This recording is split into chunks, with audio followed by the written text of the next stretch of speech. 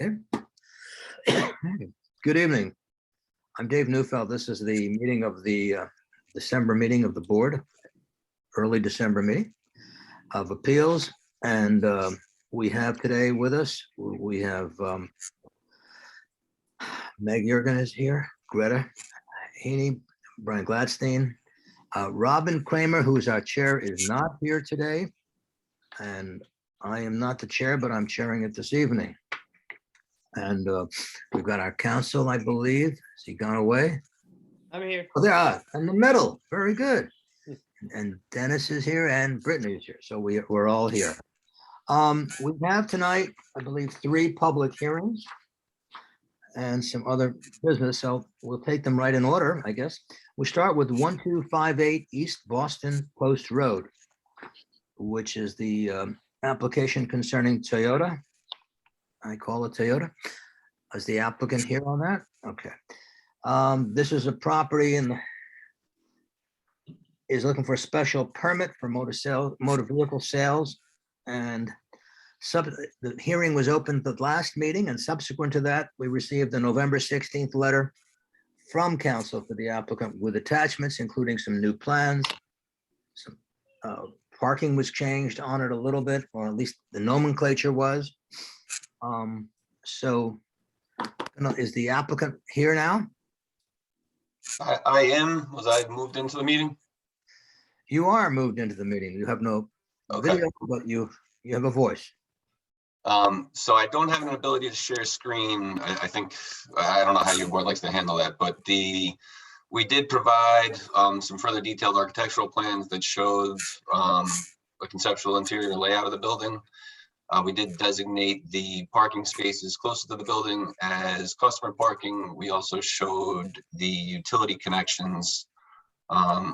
In addition, we also provided, I believe it was a question from Greta, we provided the minutes from the prior use variance application that concerned not just this property, but the adjacent residential lot, as well as another lot that is also next door, but is split by the brook. Oh, hold on, I'm getting a panelist invitation. Should be able to share your screen now.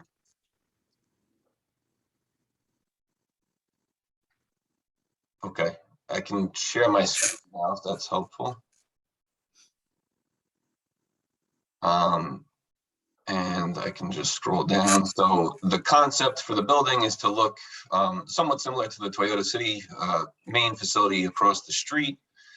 As I mentioned on the site plan, the utility connections were shown. The customer parking spaces would be designated here. We also provided details on the hours of operation, which would be 9 to 6 Monday to Saturday, and then 11 to 5 on Sundays. And I think the final piece the board had a question on, which I wasn't able to get more details for you, but I can tell you it was on the light fixtures themselves. It would be, the idea would be to have similar fixtures to those in use across the street at the main Toyota facility lot. And they would be on photo cells, so essentially they go on at dusk and go off at dawn. I think that was all the questions the board had. I'm happy to address any further questions. Now, the cars here, this will be mostly used cars, is that correct? It will be a mix of new and used, but yes, there will be a combination of the two.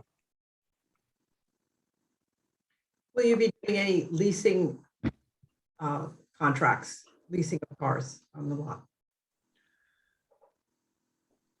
Yes, I mean, I would imagine, I haven't had that conversation, but I would imagine it would be both sales and leasing. That's fairly typical. Yeah, that's a permitted use. It's actually the way the code describes motor dealerships. It's buying and selling, but renting of cars. So we would have to say that you also have, you know. Are these renting or are these more leasing? I think, and what's the difference between renting and leasing? Leasing is renting implies a short-term, daily, weekly, possibly monthly. Leasing would be over usually a period of 1 year to 3 years. I'd say a lease is a rental contract with an option to purchase at the end. So it almost, in a way, is a sales contract with the trade-in value. Yeah, I don't have a problem with that. I just wanted to call out that you would be doing leasing. Now, people Can you clarify something? Will the cars that are sold there, the sale of used cars, those will be the ones that are traded in there or elsewhere as well? Because there is, It would be trade-ins at the dealership. It Okay. would not be a used car lot like we're open, we'll buy and sell used cars. That's not the intent at all. okay, so that all of the used cars would be cars that were acquired, were traded in at this particular dealership, correct? Correct. Which would include, when we call it a dealership, we're including across the street, correct?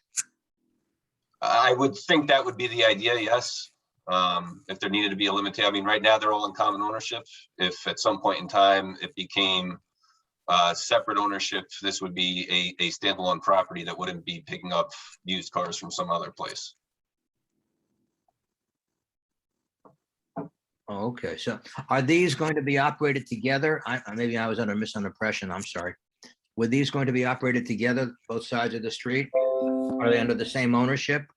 They are similar to the lot across the street on Sunnyside is also Toyota City. So they're all under the Integrity Automotive umbrella currently. My point to you was, yes, so they're kind of operated, integrated with one another. However, at some point in time, if this property were ever spun off, it would not be a used car lot. We're not looking for permission to be a used car lot and take on other people's used cars. So then it would be, okay, are there plans to spin this off at all? No. Okay, Go back to the lighting. Thank you very much I did take a look on the street and you said the one that's across the street, I think that's the one that location had been renovated in the last few years. Yes. That lighting seems pretty subdued. It definitely, it's not harsh, definitely points down. I don't see a lot of light emitting past the lot itself. It's a very different situation on the one across the street, the one that says Premier Used Cars that I think are under the same ownership. So it's not going to be that kind of lighting. Those seem to be pointed up and out a little bit and seem to emit a lot more harsh, bright light that goes beyond the lot. So they will not be like that. That lot has been a dealership and has not been kind of redone in quite some time. So I think it's been operating as a car dealership since the 70s, at least based on aerial photos, much prior to my client's time there. This will be a brand new building and brand new fixtures on it. So yes, everything will be LED, shielded, downward facing, operated on photocells instead of switches, etc. So yes, the intent is to match kind of the design intent across the street.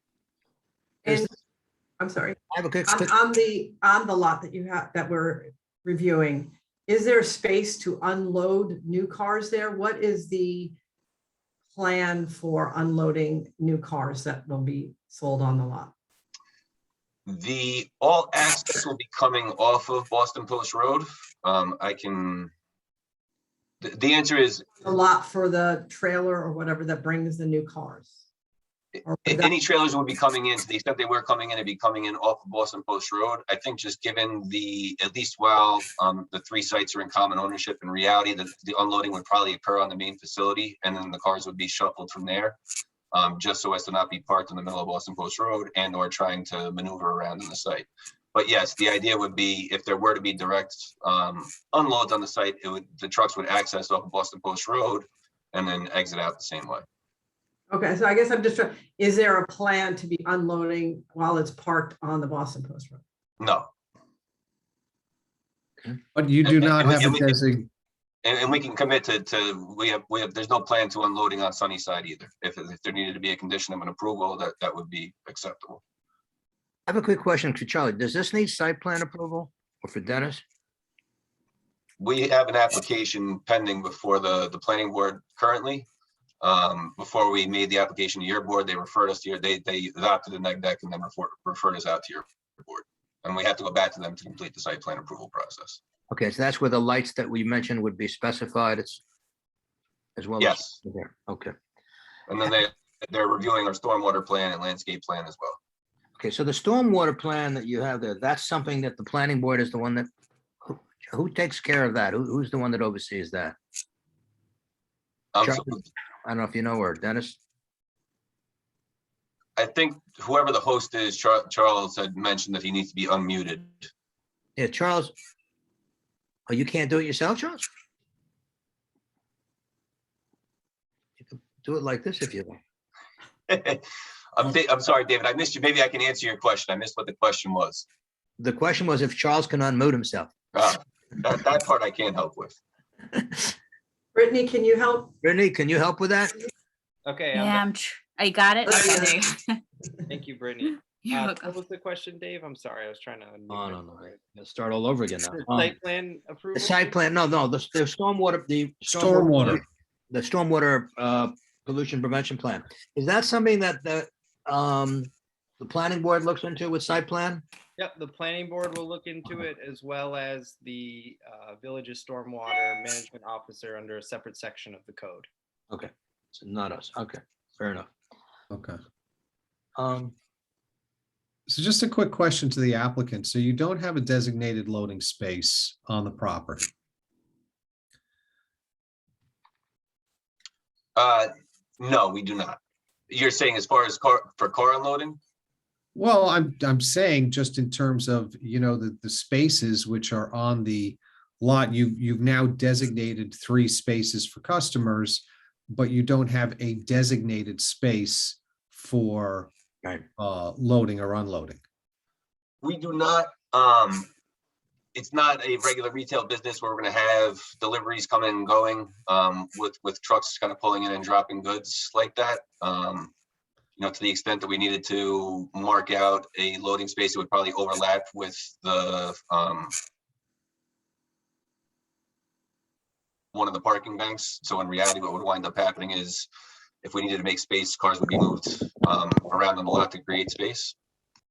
Right. Well, I just think that that's something that we have to keep in mind when we're doing some kind of a variance for this. It also, you seem to use for parking, as you said, retail or service business standards.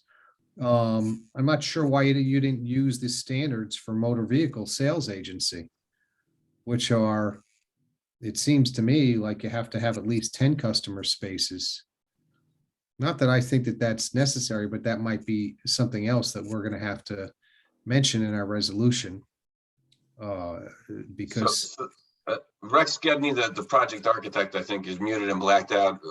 He put together the parking calculation. That may have just been an oversight in looking at this facility as a retail facility as opposed to just not realizing there was a parking calculation for motor vehicle sales. there is, it's one for each. Well, it basically says because you've got a smaller building, a 780 square foot building. I think it says no fewer than 10 spaces, which again is something that based upon the size might be something that we would have to put into a resolution. Brian, do you have the section? Is that in the code section? Yeah, it's in 342-56. And if you just go under use, there's motor vehicle sales agency. Because they have not, I don't believe they have asked for a variance. That's my recollection. No, because they're using retail and services businesses, Right. which I don't think that's not the appropriate definition for this. So we're going to have to, then they should be asking for a variance for that. If in fact, I'm reading it correctly in terms of no fewer than 10 spaces. Okay, 7.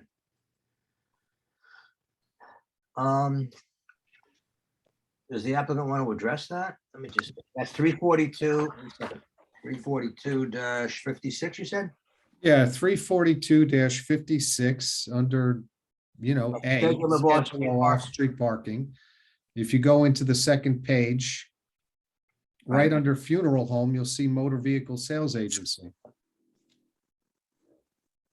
So instead of audibling and changing our application on the fly, what I would put forward to the board is to the extent I need a variance for that, we would come back. I'd have to renotice and have a separate hearing on that anyways.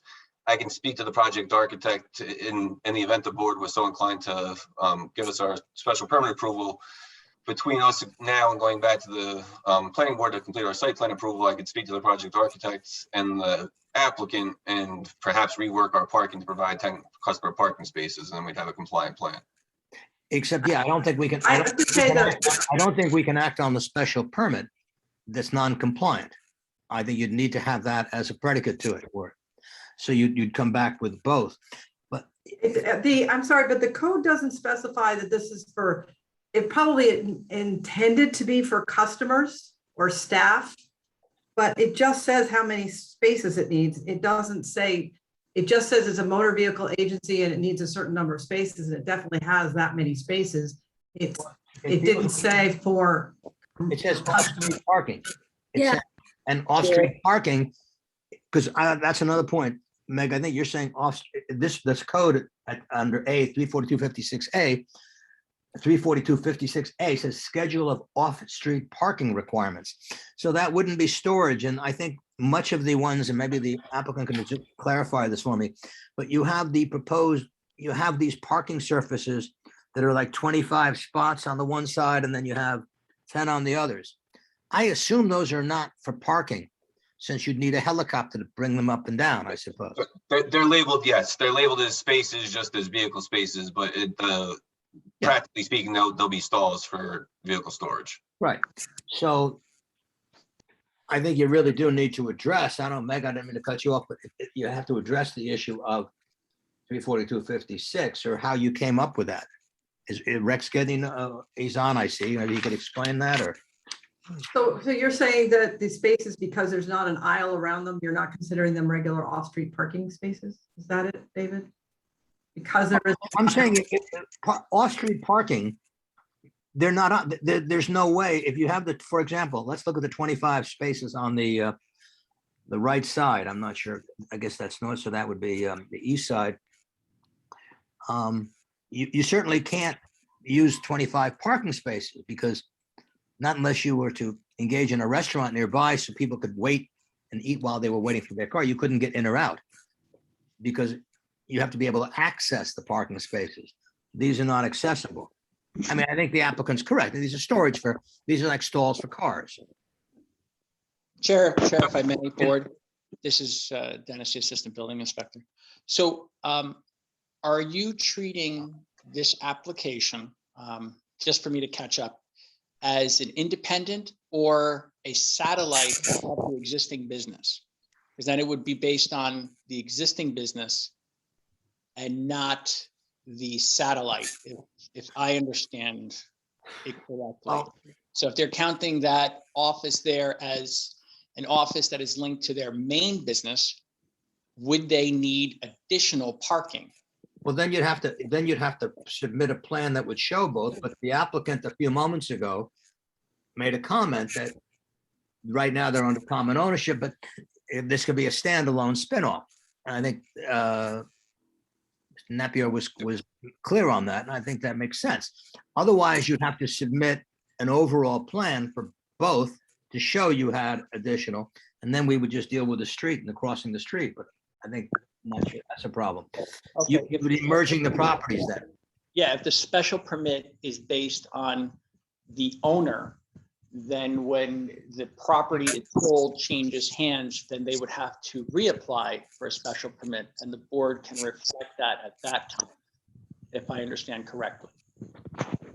So Well, at that point, if I don't know. parcel B is separated, then they would have to revisit that if it's sold. You know, Well, I think I'm not sure. I think that becomes more of a legal issue about the variance, if there's a variance of some type of what it runs with the land. But then you're gonna have a position where someone's gonna say, listen, I got permission to do this, and now I'm just dividing it. And you're gonna be very hard pressed at that time from an equitable standpoint to deal with that and grapple. But I think the applicant here has submitted a plan and a proposal, unless I'm missing this, that deals with only the one side of the street. So I may have an easy fix, which is we have 3 spots labeled for customer parking now. The first bank of the proposed parking in the largest section there is 7 spaces. Yeah. I could have the architect label those as customer parking, and we'd have our 10 spaces. Alternatively, 352 4054 allows the board to essentially permit parking on other properties within 500 feet that are under common ownership and control. I don't even know that I want to go there. If I could, if the board was okay with me just labeling the 10 spaces here, that's an easy solution for us. Well, just to be clear, labeling them will accomplish otherwise. It's a graphic situation. You're just labeling them. The issue is that's how they would have to be used. Understood. And that's how they I would, mean, that's how they, it would that's how be they would the be designated on the site. Yes. So, I mean, I think, listen, if you want to use the other side, as you mentioned, within the 5, then you have to really open up the door to both sides and take a look at it and merge it. And that may be what happens in the future. And we're coming back with a master plan that looks at all 3 sites in kind of a holistic sense, but that's not what we're attempting to do right now. So you want to redo the plan so that you have, what is the number you'd need? I'm sorry, I didn't remember that. 10. It would be 10. Okay, so, all right, and then I think what you should do on the plan then is indicate which ones are customer and which ones are for vehicles. Storage, you know, vehicles, display, I don't know what you want to call it. It's not storage, it's display. And I guess what here, so maybe I can share my screen again. Okay.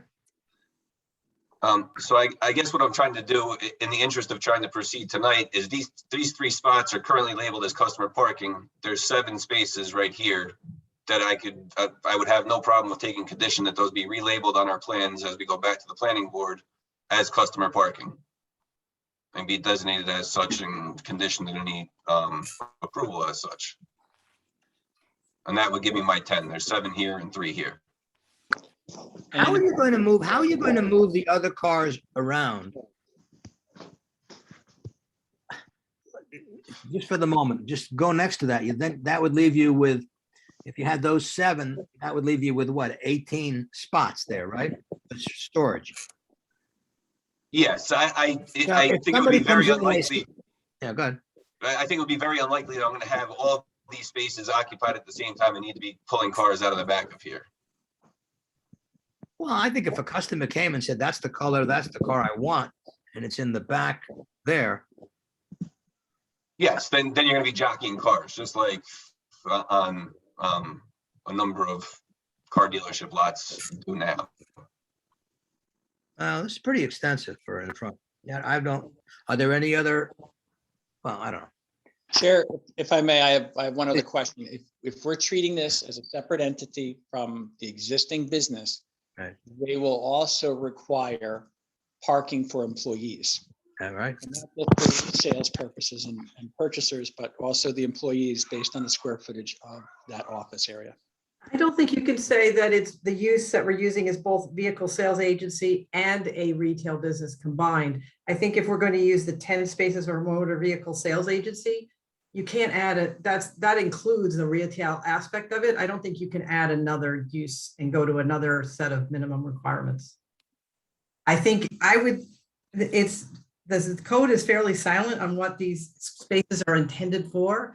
I actually don't think that it specifically calls out that it's for customers, but I definitely don't think, I would think that it's including everything that's needed for that business, that it's considering employees in there. I don't think that you would say you need 10 for the customers and then you need something else for a retail business, which is actually supposed to be for customers as well. Is there a requirement, a separate requirement for employees on this side? I mean, on the motor vehicle? Under the schedule? No, like Meg says, Yeah. it's just, you know, 10 spaces. It doesn't designate what for. Yeah, but if you look at. Besides, It does on some of the others though, which is, Yeah, exactly. Yeah. So since it's silent, I agree that, yeah, I think she's right, yeah. There's no requirement. The other categories, Brian, refer to employees, Yes, the other categories do. right? Whereas This one does not, This one does not. right? So that's why I really agree with Meg on this, Yeah. because I I agree. think it's really excessive to ask for more. Yeah, I agree with you. I just wanted to address it, but okay. Okay.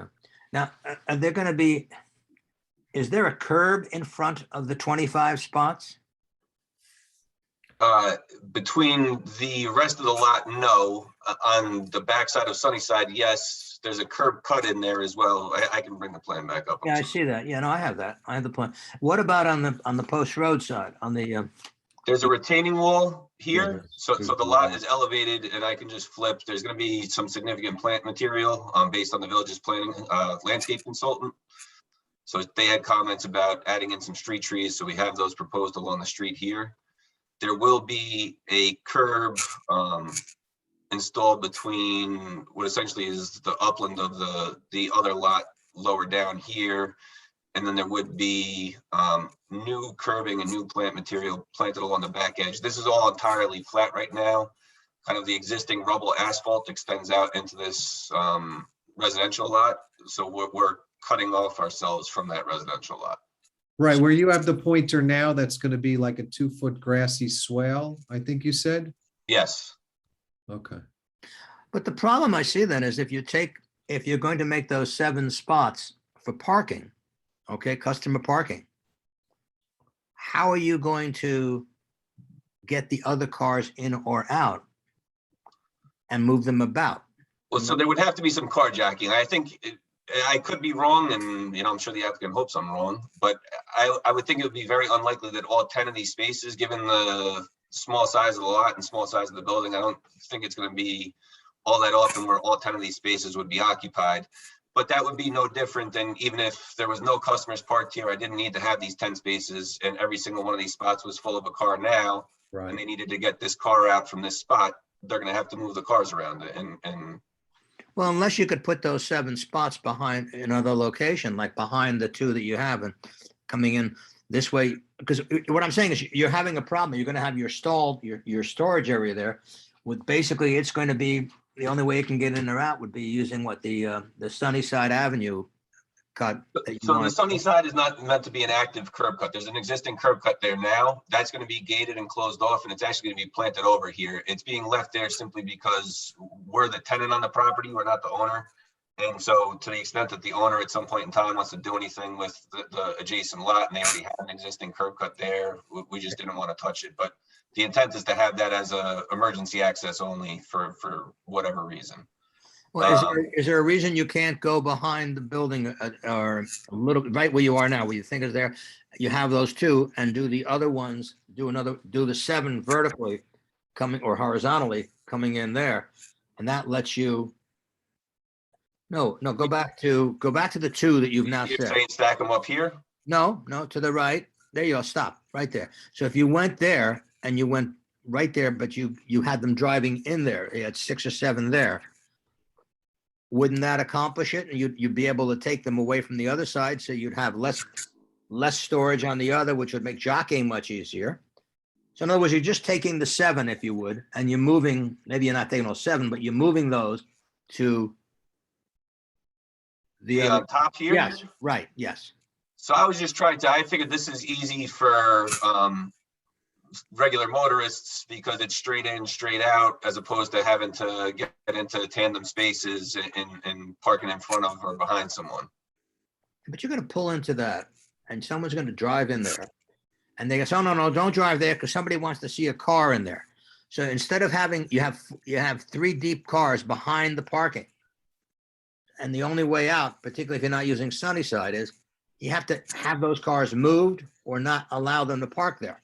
So what if you took those 7 that you have there?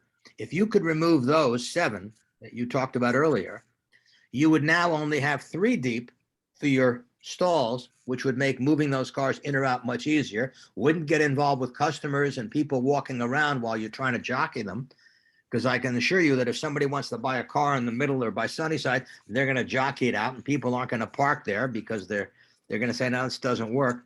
So if you could move those 7 and move them elsewhere, like to the other side, like if you now take that's it, keep moving it. Well, no, I would go, right about even to the little more to your, I don't know, was it south? I guess a little south. Yeah, and then you put them in a row, maybe coming in there, exactly. So that you'd turn into them. That would then open up. See, you would have the same thing. You would take that 1 row So I don't want to speak for Rex, but I think there's a 24-foot, or Rex or Dennis may know, but I think this dimension here is 24 feet. I think that is a minimum dimension for a travel aisle in the parking lot. And so Okay. if I take them out here, I probably only get another spot. I'm taking away 7 and only picking up 1 or 2 here. And then No, I'm maybe, talking about it going up. Maybe I'm not. You see where you have that line? It's the proposed rear. Yeah, if you move your cursor up, I can't control it. Okay, right there. Okay. So if you were to take and have the cars parked horizontally at some place, you have all of this area behind the building, right? yes, If you but there's could another move- 10 spaces back here already. right, well, then no, there's a 10 storage spaces, the store. Yes, So I'm saying if you could somehow, if you could move your 7 over, you would alleviate the number of cars that would be piled up next to each other on the right side, you're right? saying take some of these and make them storage Yeah. spaces in this area over here instead. Or coming down above the 2 customer ones. I mean, I'm not looking to be difficult, but it's, So again, I think that's, I don't know if you can see it, but that's a 26-foot dimension here. So I don't know if I added another one, Rex may not have put another one there because I may get less than 24 from these spaces for backup width.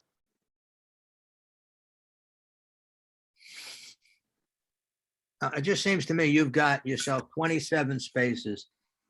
You're gonna have 25 spots there. Even if you dedicate 7 to customers, there's no other way for them to get out for those other cars that are there, the remaining 18. Yes, it's going to require. No, maneuver. so no one's gonna pull into the parking lot, park there, and someone's gonna say, "Oh, excuse me, we're trying to get cars in or out." I mean, I don't see those as really viable parking spots because the only way to get out, it's not like Sunnyside is available to you, and the front and East Boston Post Road is not.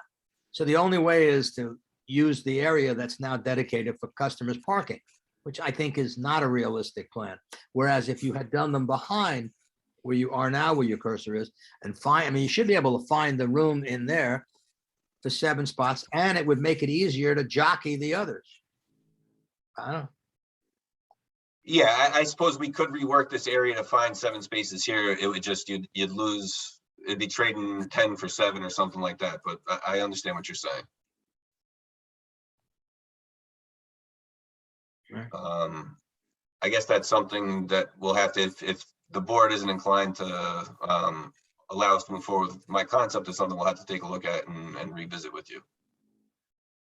And unless I don't know if the board were inclined to condition the approval on having 10 spaces, and we can finalize that with the planning board, and I'll rework that between now and January. Well, right now you don't have a plan that shows the 10 spaces that are dedicated spaces, correct? That being the case, I think you have to do that or apply for a variance. I mean, we have a plan that doesn't conform, right? I suppose that depends on if you say the code says I need 10 dedicated spaces or just 10 spaces in general. But yes, I don't have a plan that shows 10 Dave, do you want to dedicated.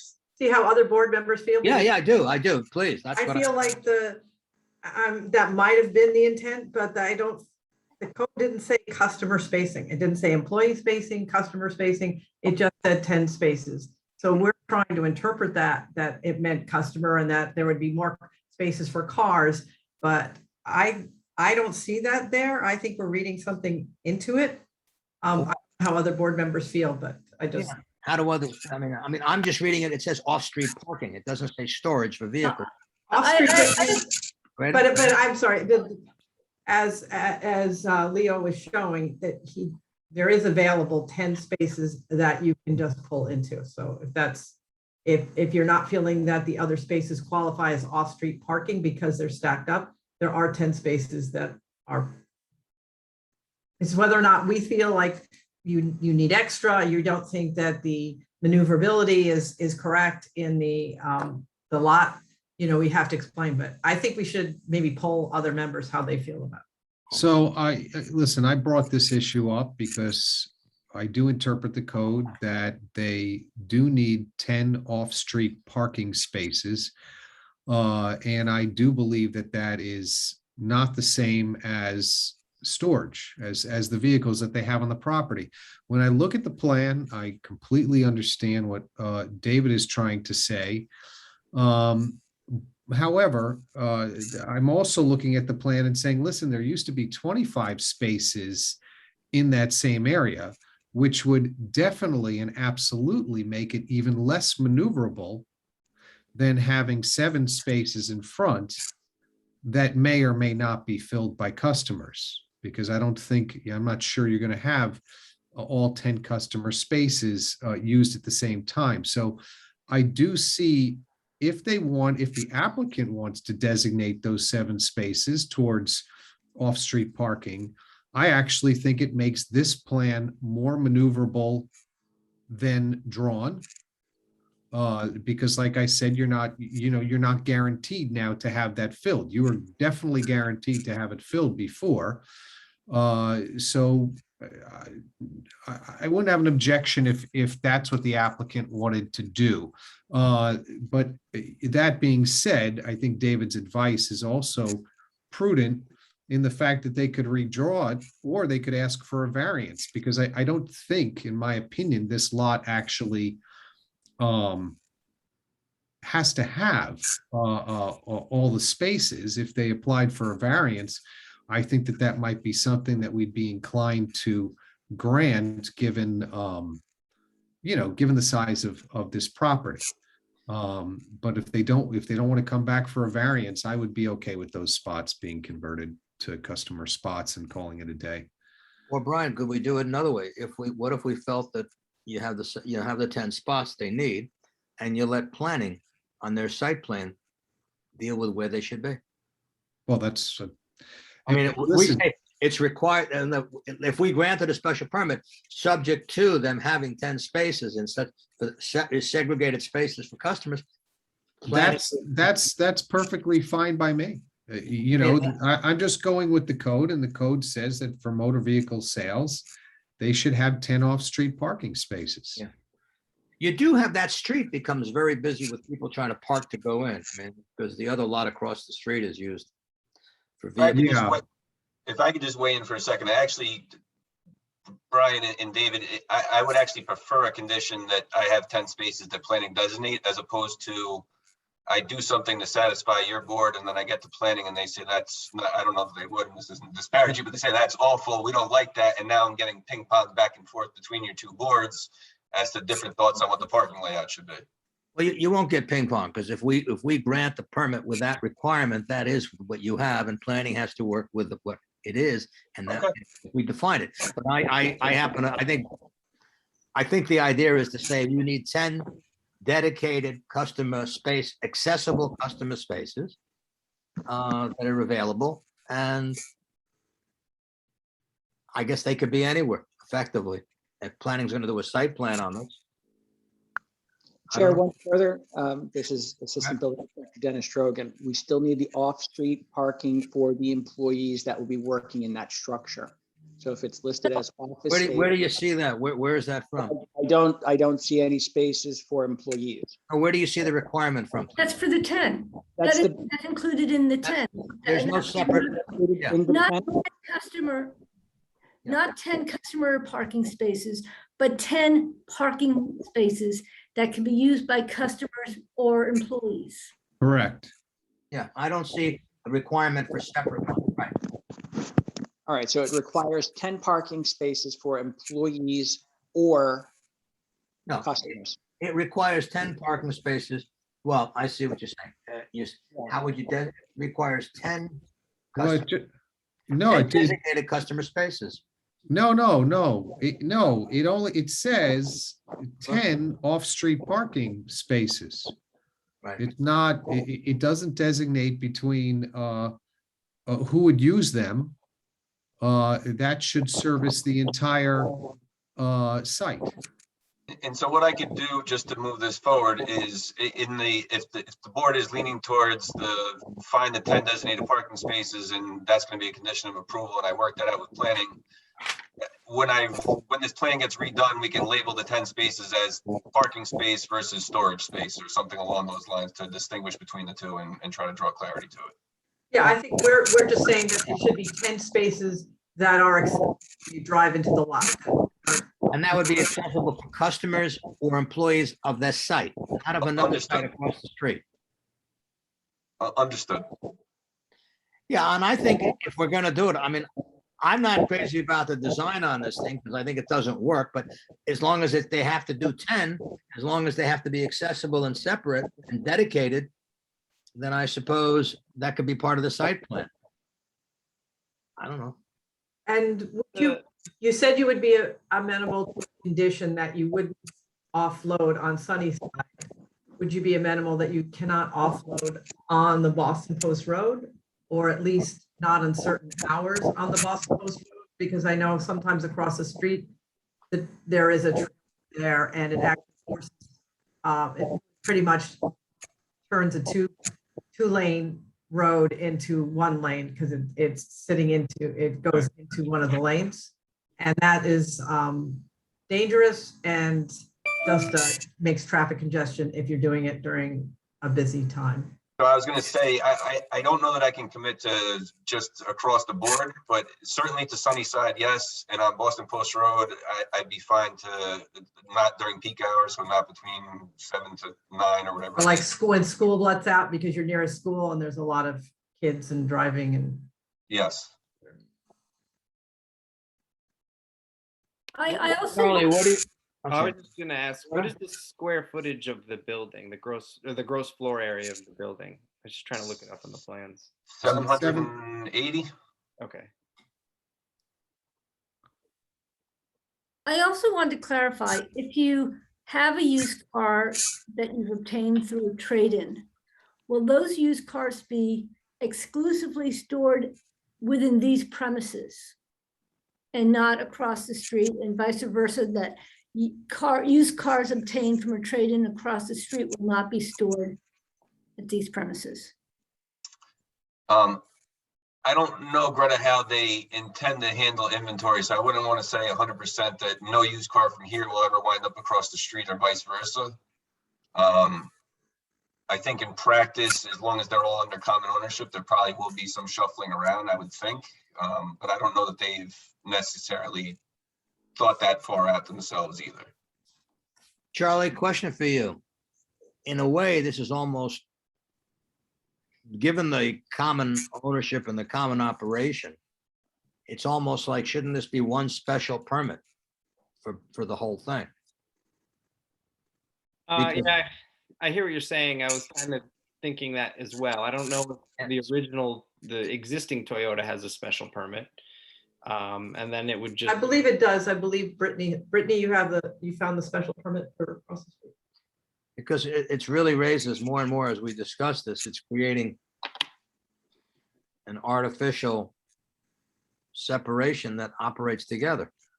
Sure, you could treat it as an amendment. And it's a special permit, right? To the special permit.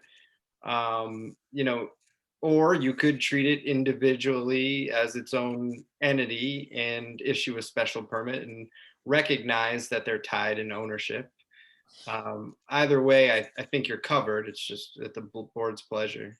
Well, here's my concern, Charlie, and maybe I'm probably wrong, but if we're compliant, we're trying to comply with the special permit requirements and the parking requirements, and they're using each other's, and they're going back and forth as they will, and obviously, we're really creating, I don't know, there's just not one cohesive plan. I just find it to be, we're gonna end up with. Yeah, well, the code actually says that it's supposed to be on the premises. So it says that you can only sell used cars that were turned in to buy a new car on the premises.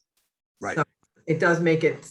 Right, You're so not that- it supposed makes to- it difficult, and then if they start to use it and they start to bring over more, then it's a little bit, it's disorganized in the sense that it's all of the features that are designed to operate are being now two separate operations, but they're not separate. I think it would probably, in going off of what Leo had just mentioned, it might be beneficial to the applicant to treat it as an amended special permit, because then you have the ability to take used cars that have been traded in at the original facility and bring them to this facility and so forth, without having question of whether or not you're permitted to do it. You could also find more customer employee parking spaces between the two, have 5 over here and enough over there. I think so, yeah. I agree.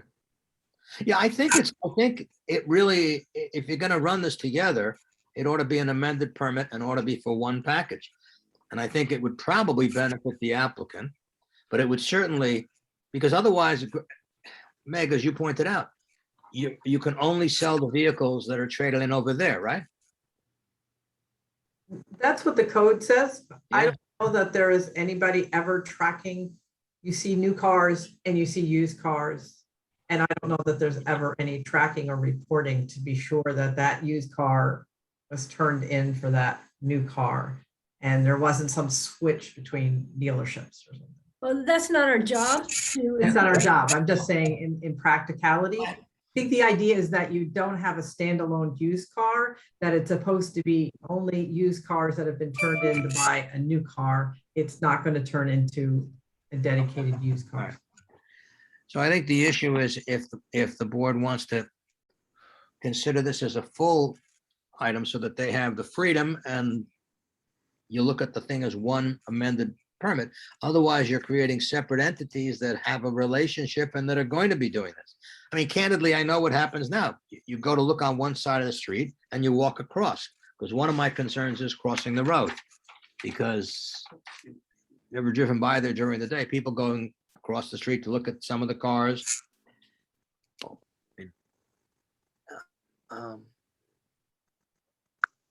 I think if somebody goes to buy a car over here on this side, wouldn't it be, is it fair to say that they may end up doing the paperwork across the street? No, No.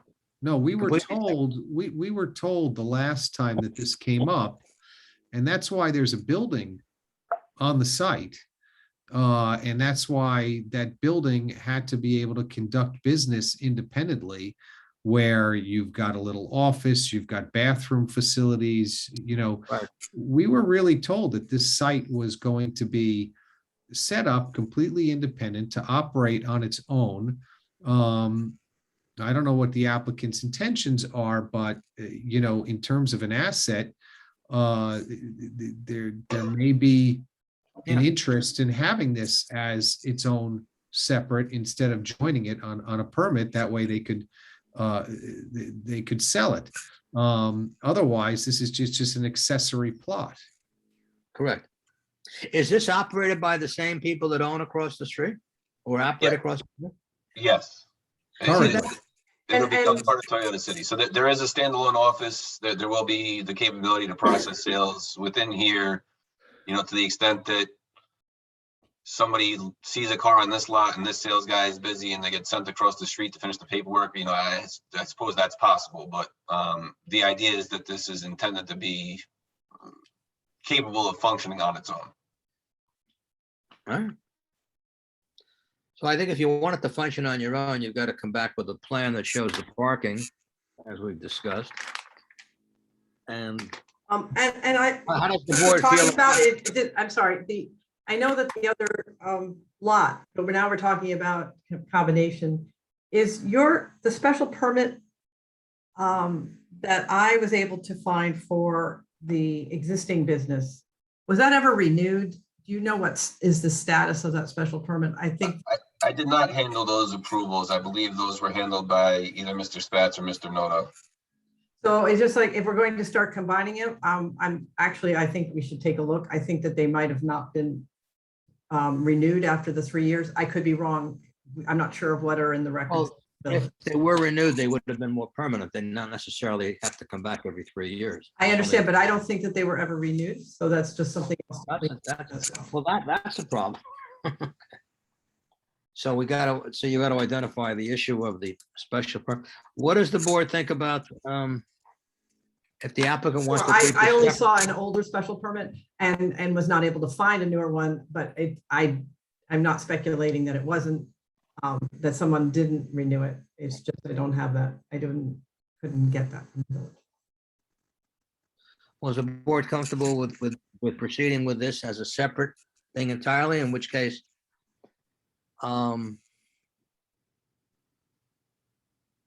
If it proceeds as a I don't know. separate, then it has to comply as a separate. yeah, that has to comply.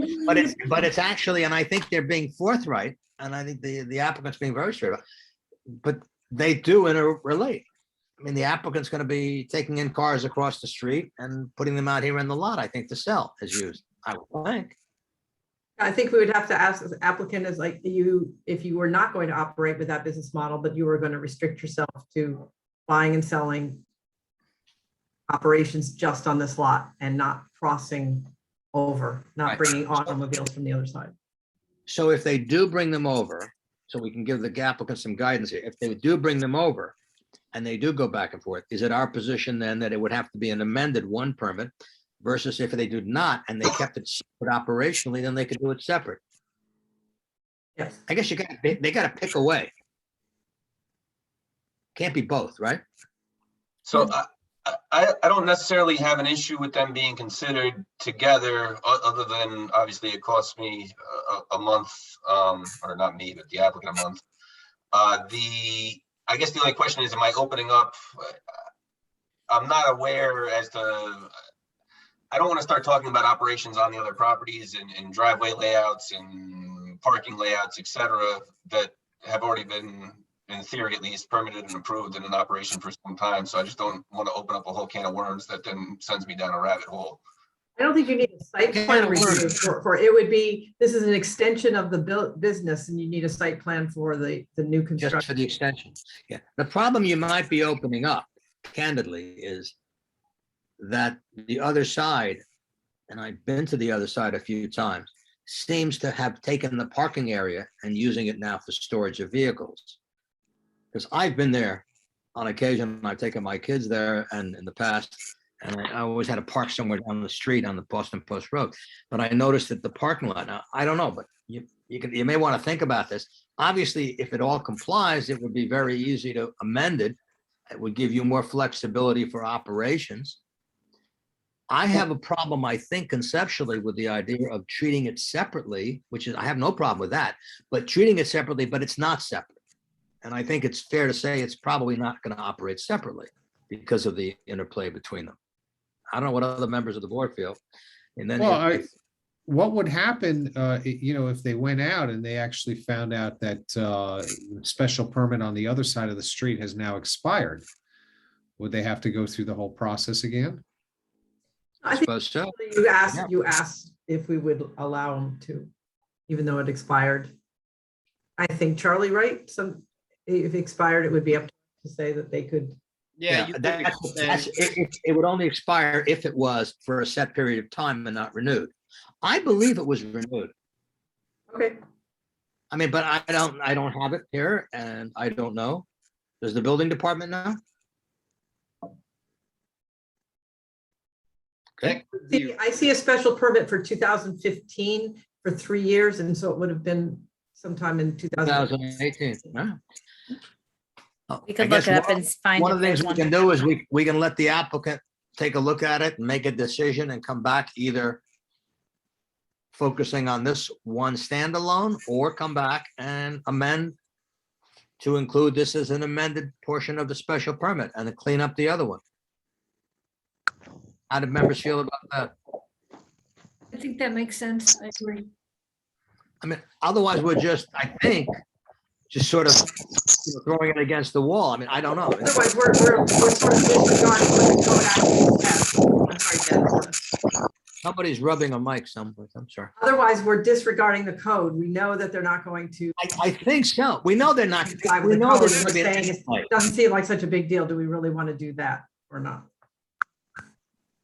Chair, board, that's the question I was asking earlier, that, looking at this application, I don't see if it's together, apart, a satellite, if they are purchasing the used vehicles on one side of the street, selling it to this other business that belongs to them as well. Are both of these agencies sharing the same name is another question that I have. So is it Toyota City as well, or is it Toyota City A and B? Is there a difference in the name of the business?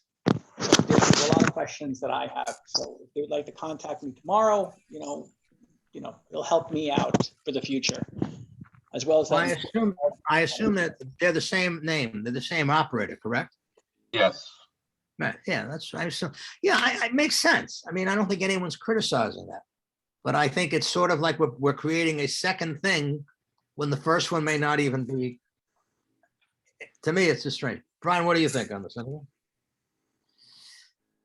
I mean, I just think, I think that if you're creating, well, you said it's by the same ownership. But I think it is worth to see whether or not it's separate companies. You could have one ownership owning two different companies, having two different. Well, the permit for 2015 for across the street was to DCH Holdings LLC. What's the name?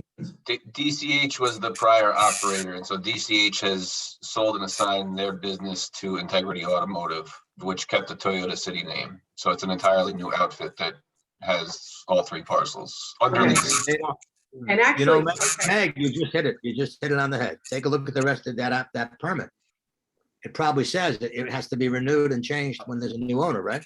it said a transfer of ownership, it actually did say. And it also said that it needed to be renewed in 3 years, so there should be something else. Right, so I think we have an issue. Yeah, right there. I think you got to kind of come back. You've got to get your ducks in line here. I think you don't have, it sounds to me, and it goes that you probably, it tends to appear that you don't have a special permit that's current and in place for the across the street. And I think that I don't think anyone's saying we're adverse to the idea that it be a separate standalone, but if it's going to be a separate standalone, it has to be a separate standalone, not one of these wink winks. And then you're doing it because the code's very careful about that. We can't modify that. The code requires that they trade-ins to be at the same place, et cetera. So I think you have the most flexibility that the applicant would have would seem to be, would arise out of having one cohesive special permit. Understood. I guess if we were going to do that, I guess just while I have the board's ear, for that plan, I could just come back as far as the other parcel goes, come back with an existing as-built survey. I don't need a full-blown proposed site plan, landscape plan, drainage plan, et cetera. I don't think so. I think it's an existing place that had a special permit. Possibly it lapsed, but the point is. I understand we may need to request a renewal. And an extension. A renewal and an amendment, which I think you've already done that work. Right, and I mean, I would want to see a layout because, of course, we do want to make sure it meets the minimum requirements in the code for off-street parking and such. So we would need some kind of a layout for the site. Let me ask you another question. You keep mentioning the fact that Integrity bought out. Did you say DCH Holdings? DCH. Now, yes, they bought out DCH. Is that all 3 plots? Did you say 3 plots? Yeah. I believe there's actually 5 altogether. They're all under the same. I don't know if the one across Sunnyside is owned by the same family, but well, that was going to be my question. Yes, there's 3 lots. So there's the subject property now. There's the residential lot behind it. Then there's the lot the brook bisects. Then there's also the lot that the Toyota City dealership is on, and there's the lot across the street on Sunnyside. Which There's is 3 also lots that have the business operating on. 3 Correct. And there's 2. Well, there's 2 lots that are currently active, and we're proposing the 3rd. Then there's 2 other. Right, yeah, one is proposed. So are there currently 2 special permits? Yeah. Brittany could not find anything for the one across the street. I believe the one on Sunnyside predates. Yeah, 1324 did not have anything. It was only under 1305. But we would have to do a little more research, but that was all we pulled up. What's the full name of Integrity, by the way? Integrity what? Integrity Automotive LLC. And also the one across the street has a big sign that it says used cars. Do you sell any, or does the company sell any new cars on that dealership? I believe there's signs for new cars this way, used cars this way. Okay.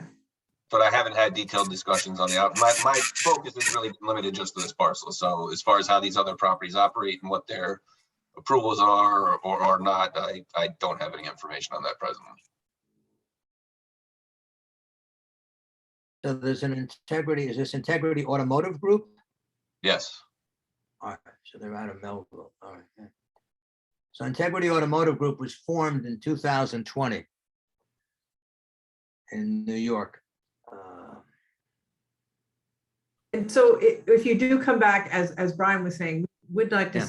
see a site plan, because if we're renewing a special permit, we would need to see if anything changed. We'd have to compare it to That would be an your as. operations increased, have you reduced parking spaces, to see if there's something different than if it's a simple renewal. Understood. When I said as-built, I meant I know what you meant. as-built survey that shows all the site plans. It's not something for a site plan review, yeah. Yes. Right. It's more of a survey of the status, an as-built status survey. Yeah. I think that you should do that, and then you could do your computations and calculations on. It certainly gives you more flexibility, and I think from what I'm sensing from the board is that there's a little difficulty with the idea of doing it separate when it's not separate, because you're going to run into more problems right off the bat. Understood. I'll also say if that third plot is now, they're all going to be under common ownership. If in fact that lot is going to be buying and selling and cars are going to go back and forth in between this lot and the Toyota City lot, unless they only sell a different type of vehicle, that ought to be looked at by the applicant as well. Where is the other lot?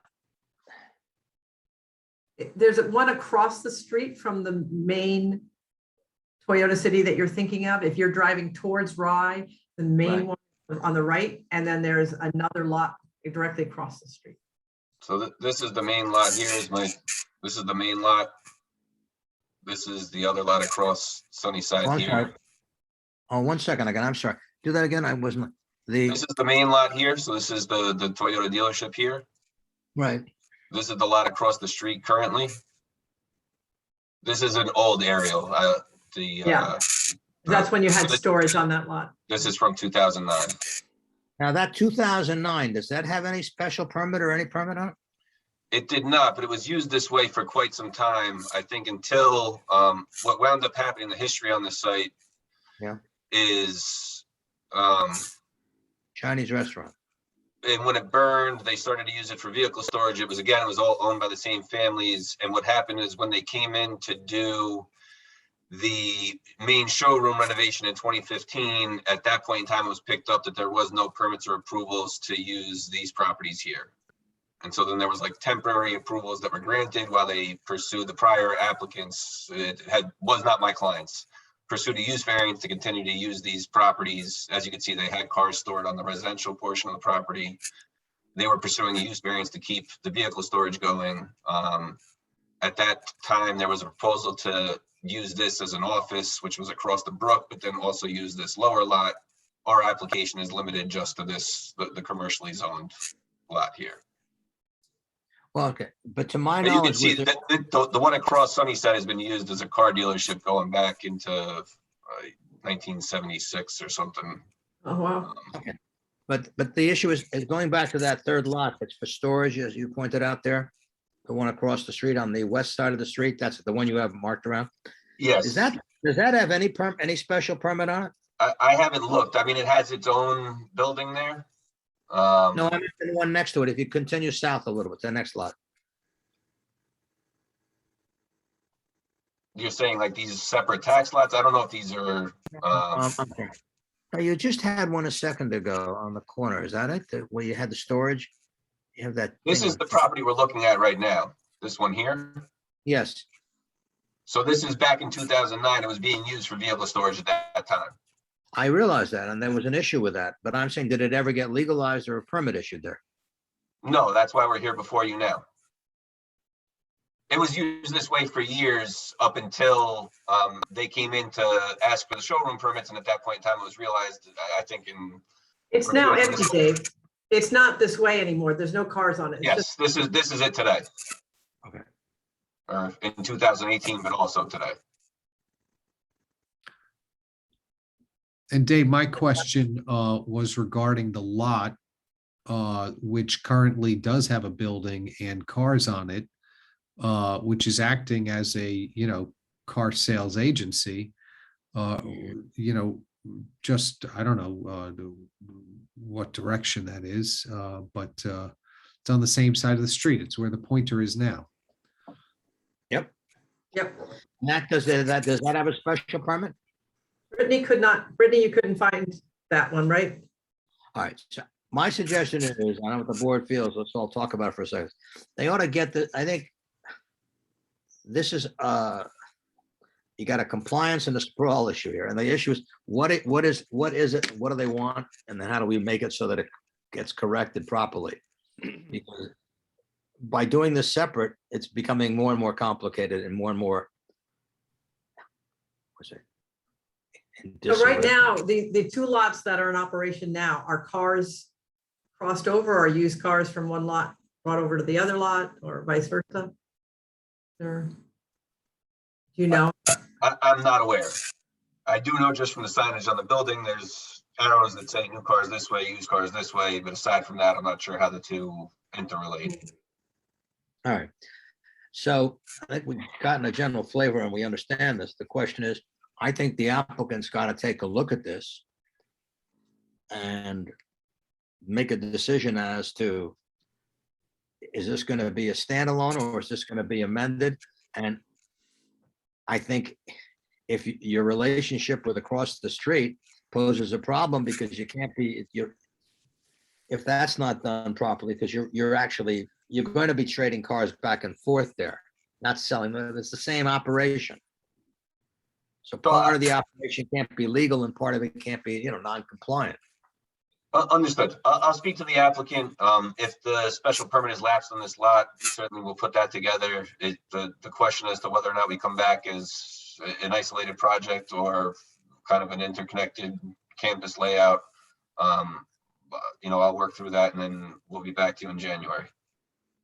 The only thing Fine. I would say to make sure we kind of close all the administrative loops is, if you come back with an amended special permit for everything, if you could just submit a new application form that identifies the properties that are seeking the special use permit amendment. Understood. Yeah, I think at least I would favor the idea that this has all got to be properly made compliant so that, and I think you're operating them together. And I think you've just got to get that dealt with properly so that it's, everything has the appropriate permits. All right, everyone else want to put this off then? Anyone object? Ron, Meg? Okay, Greta? All right, so we'll put this on for January. We'll carry it forward. Why don't you try to move? I know it's a tough month to move forward on these things, but if you could try to do it. And maybe Charlie, if you could follow with them, or if they have any questions, they can ask you. But it would be nice to be able to get this organized because they want to move on it quickly. We certainly don't need more wallpaper. And let's see if we can make it happen. Understood. Someone may come down to what we have by way of surveys and whatnot for these other properties. So if we can be back to you in January, we will be. Okay, but I think at least work towards what it is you're trying to accomplish so we can get it there, or we can decide on it. Man, I mean, it's more of that. Okay. All right. Go for your time. Thank you very much.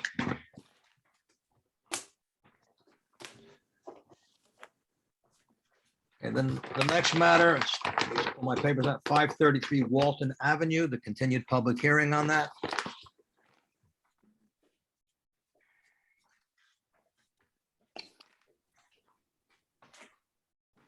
I think the next one is the Waverly application, unless I'm reading the. Oh, okay, then I changed. That was I know they changed around. Oh, yeah, they changed. They changed, all right. Sorry, when did it change? Do Walton next? I didn't realize that. Is Walton here? When is the There was a last- second. revision, Paul knows Waverly is still a public hearing. Let's see, okay. Yeah, no, so is Walton Avenue, Yep. right? Yeah. I'm just going Alright. to, All right. Well, I don't know. I had Walton. I don't really care. Is Walton here? Yes. But I think we just brought up the people for, Yeah. which one Yeah. would you like to do first? Well, I had asked for Walton because that was All right. online for the next one. We'll so do let's- Walton first. Okay, so we'll do Walton. This was a public hearing, area variance. We have received. Let's see. Sorry, Paul, you'll be next. Yeah. Yeah, I'm sorry, Paul. I guess they changed the order on this. This will be, all right. So this is the property over in Oriental on Walton Avenue. When I first moved here, I was always intrigued by it. Because it's sort of like, how did this get here?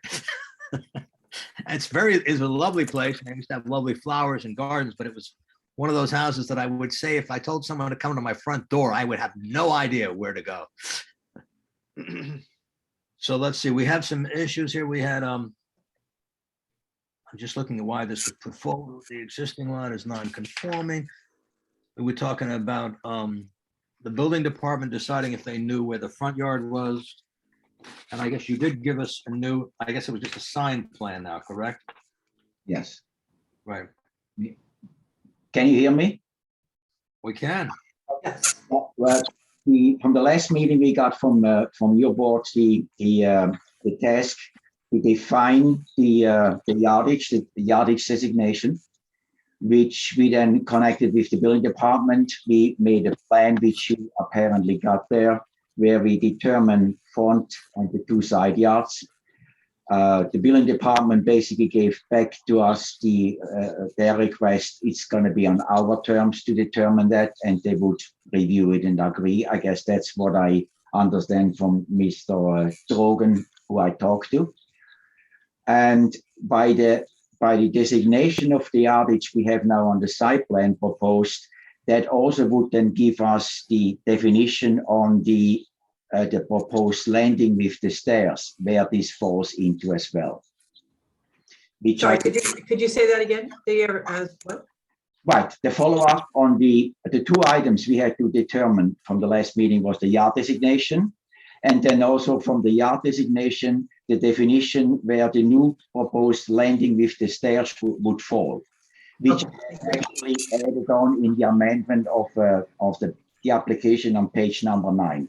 I submitted that as well, where I defined the 3 components for the landing with stairs, which is maximum 3-foot protection into any yard, then no closer than 5 feet to any yard, and then not to exceed 25% into any yard. And I therefore then designated exactly where this falls in reference to those minimum requirements or maximum requirements. Did you need any more variances than you had asked for? Did the variances? Well, the thing is that the presentation from last time is exactly what I have here. The stair, this particular stair was always in the presentation.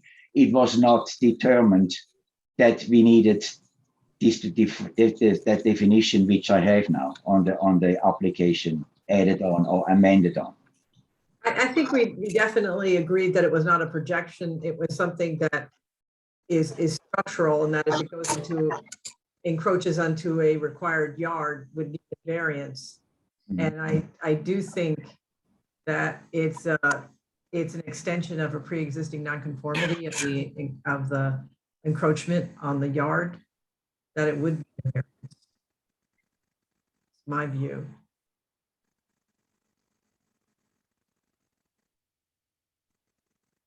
Any board members have questions on this application?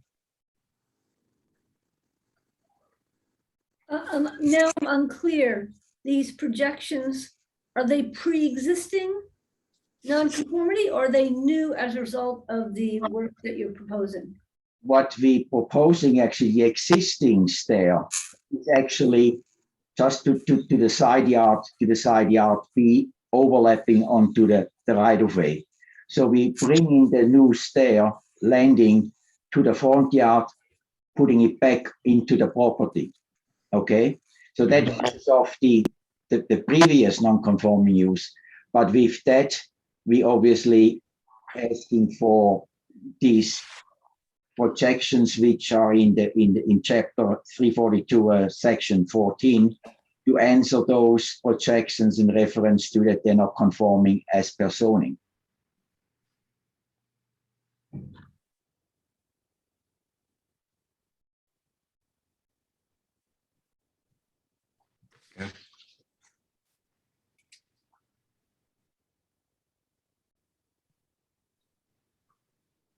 I mean, I could show maybe what the current situation is with the stair on the survey. Would that help maybe so that you can compare it?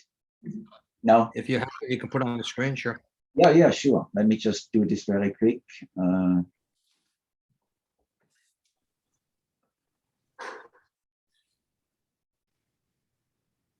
It's right here. You can see, let me just go a little bit bigger here.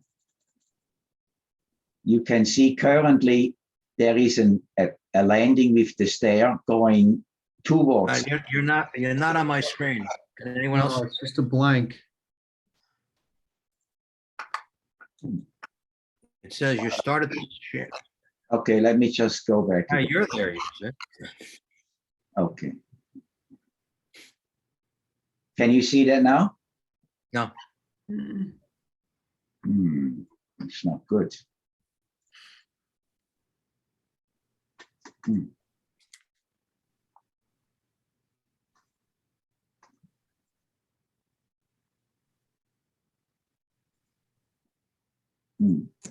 Any success here? There you go. Yeah. There you go. I Okay. think you actually had to click what you were Okay, so show us. you can see my cursor there. That's where the landing is, and the stair goes towards Steel Set. Right. And that's where you can see where the stair actually is literally encroaching onto the right of way. So our proposal is to bring that stair around into the front yard onto the property again. Okay. So that's the. Can you show us that one? To show us the site plan with the new proposal? Right here. You see that? Is your property line end over there on that edge? That's the property line here and here. Or what's the little rectangle? What's the other part where it says front yard B? Directly under the front yard? Is that on your, isn't that your property as well? It's 67.55 by That's 6. 67.55 goes from up here down here, and then across to the front yard line. So I'm looking at something that I picked up, and it has front yard, Yeah, side, and side yard, but I'm looking at something here that says. Okay, no. This is, yeah, That's the old version. Yeah, that's the old version. He was showing us the old drawing. It's the new version is this one here. Here you see the new version. Okay. Now we can't see it again. Go Click- back to click the new version.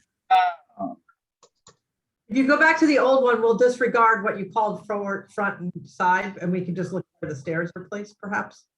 Okay, all right. Let's go to the old version here. Okay. Can you see that? No.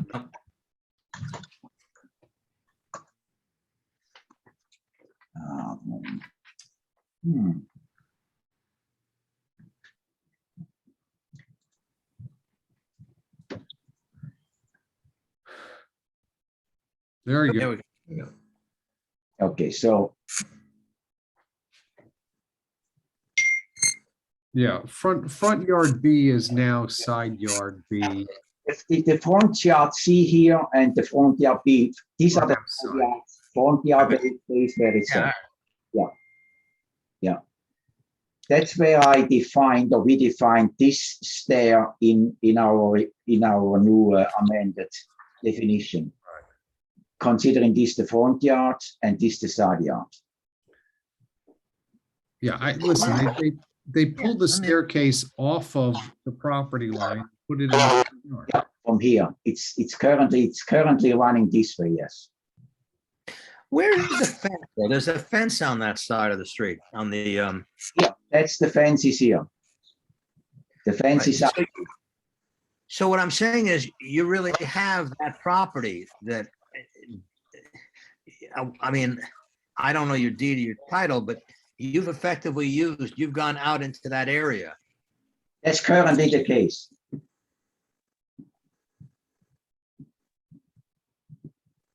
And what makes you think that you don't own that area? Do we have a survey here?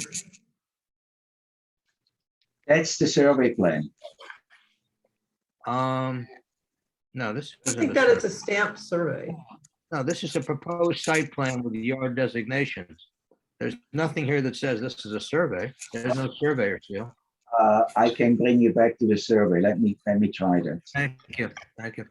Okay. Fingers Because- crossed. Fingers crossed. We're gonna get to see it.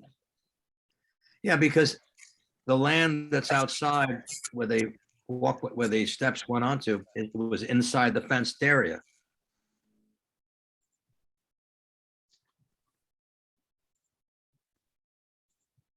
Okay, here we go. That's the survey. No, there we go, okay. Can you So see? let's Okay. survey of the 2021. Yeah, I can, let me reduce it so you can see the,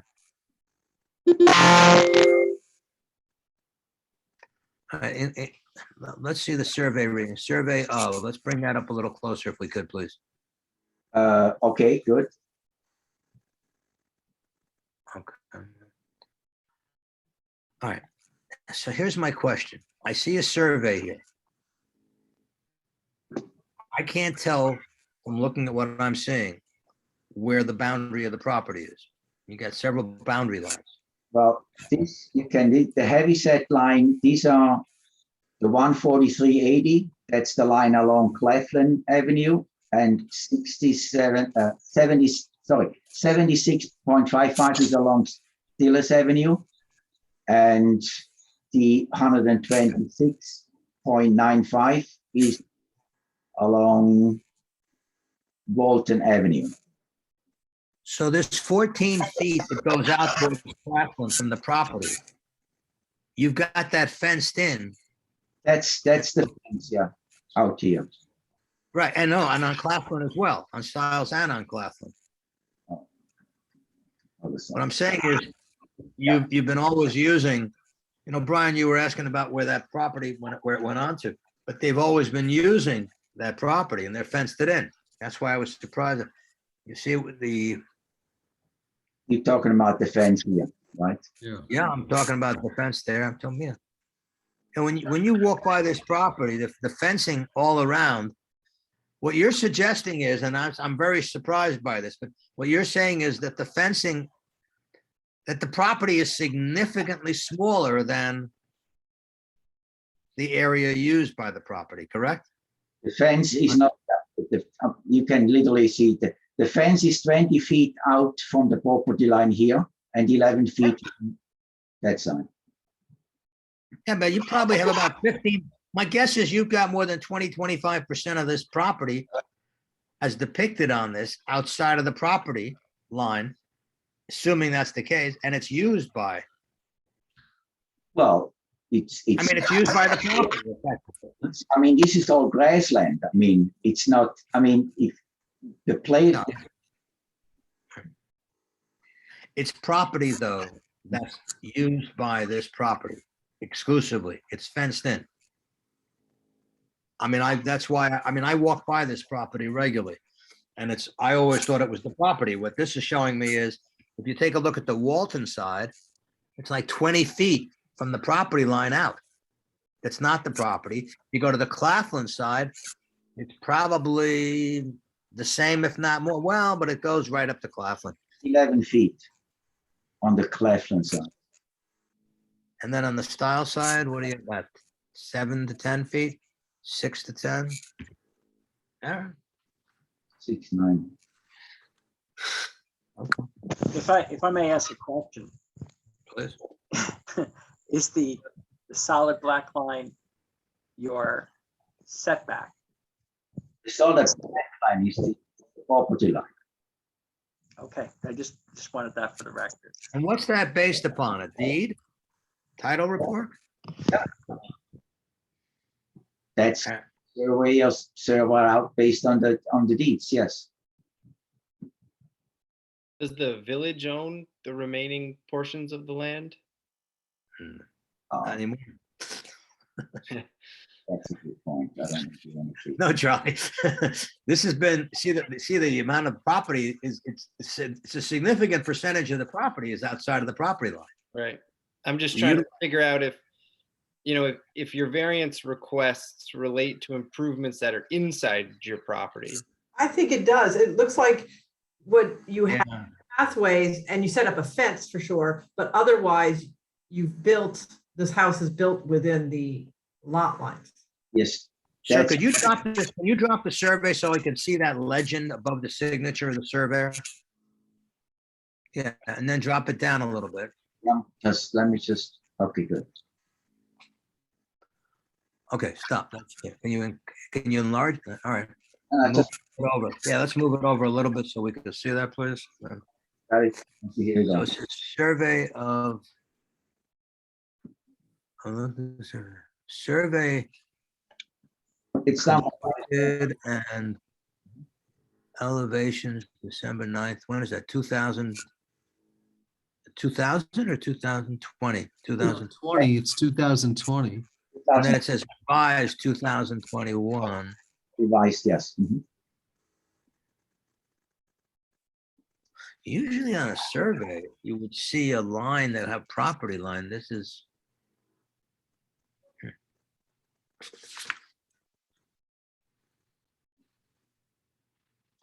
All right.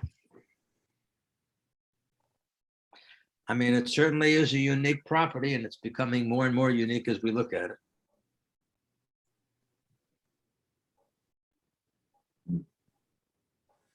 These people just buy the house recently? No, they own the house for quite a while. They bought the house. I can tell you this in a second. Please. They bought the house in 2016. 5 years. In May 3rd, 2016.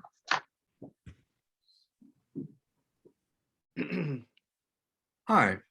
I mean, they use it and that's the end of that. All right, it is what it is. I think they're talking about a variance for coverage, and that's building within the lot line, so it's not interfering with any of this other property that we're recognizing. And they're turning the stairs, it's actually staying within the lot line.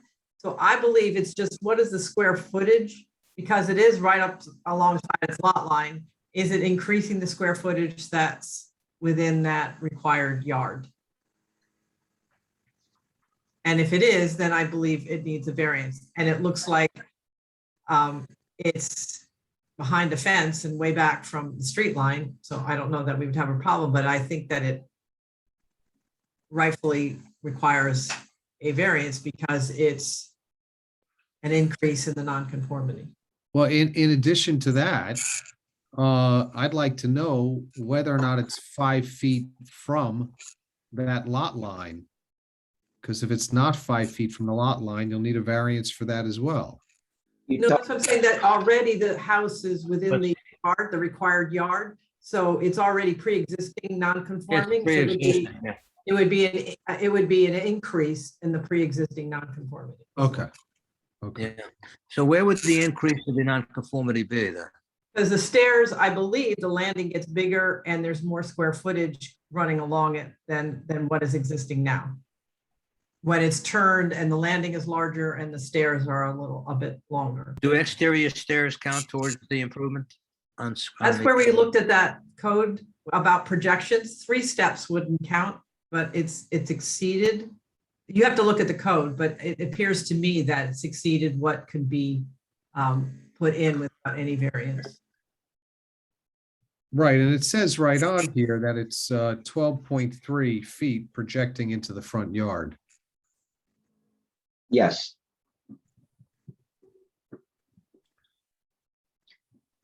Did your clients gain any rights to the property outside of the property line when they acquired it?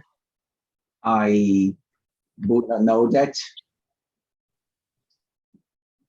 I mean, your deed or your title,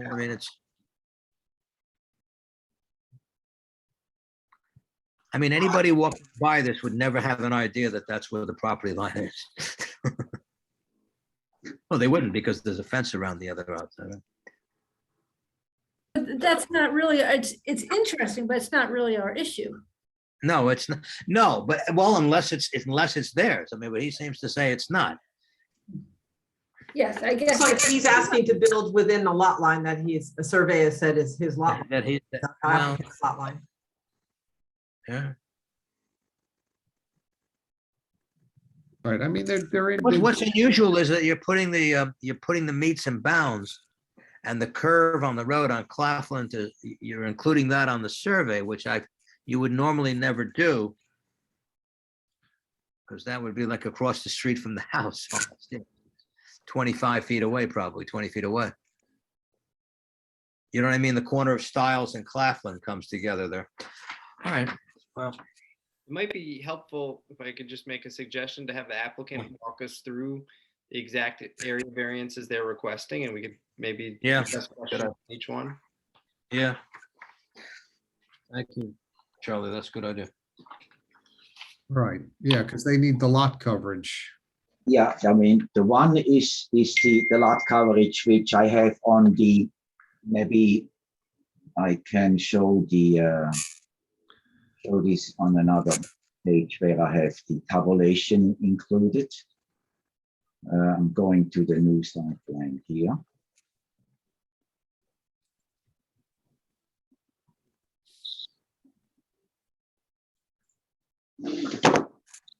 Can you see that? Mm-hmm. Okay. You can see it. All right, good. Let me go to the tabulation. Right. Oh, I was the other way around here.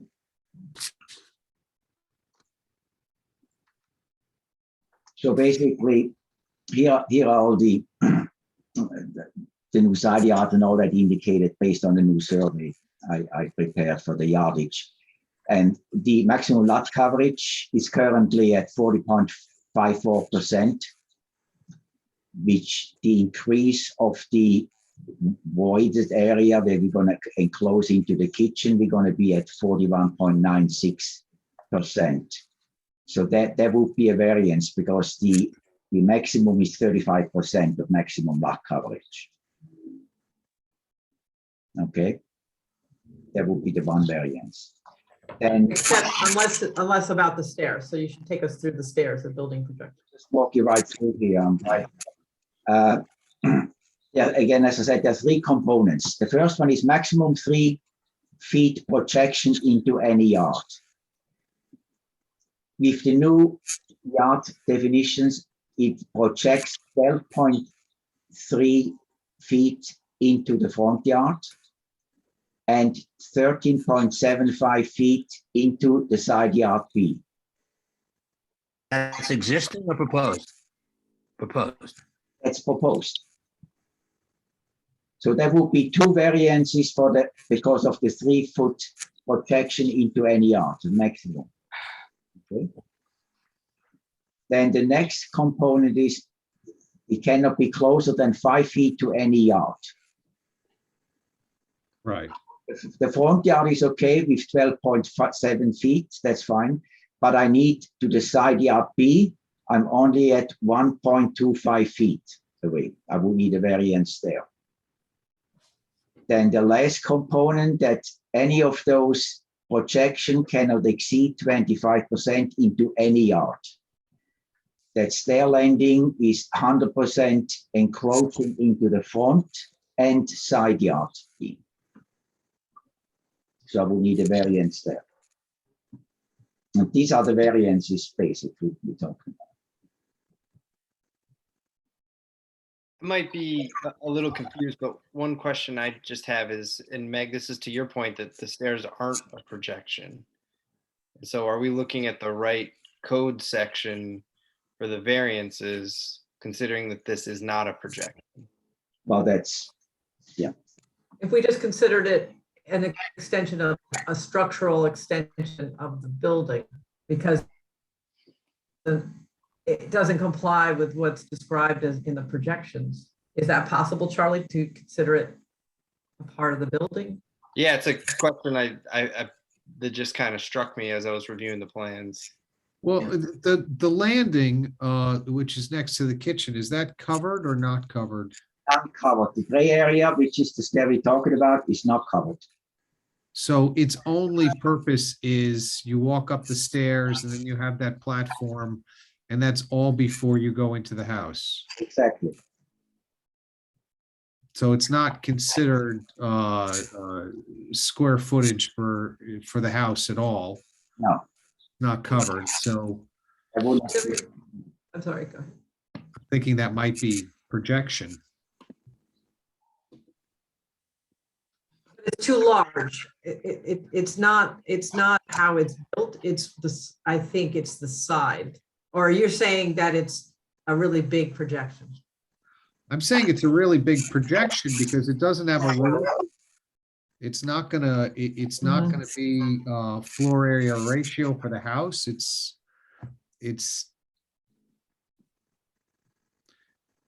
just something that somebody utilizes to get up into the house, the whole thing. Mhm. Yeah. And this required side yard is all the way 15 feet is the required side yard. Is that correct? That would be just idea. That's, I mean, just look at this. This would be literally the by zoning all the yardage setbacks in, shown here.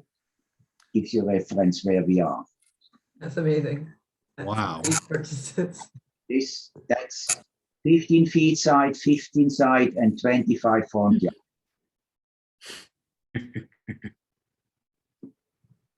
Could you show us again, move to the slide where we see the stairs as they are now? By the way, if you look at a visual of this property, it looks, you would add on all of the property. That's the interesting thing here. The visual is completely different because the fencing is out by the road. Is it essential to the plans, the proposed plans, that you rejigger the stairs? Is there any way you could, is that just Can you see that? you're filling in that space, is that correct? That space here? Or which one? Sorry. Oh, Where the stairs are now, as they are. okay. Okay, let me show you. I have an overlay. Uh-huh. It's probably right here. Can you see that? Yeah. Okay, here you can literally see this is the side yard now, and you can see the brown line is what's currently there. Okay, that's the exterior. That's currently the stair leading up to the kitchen. Mhm.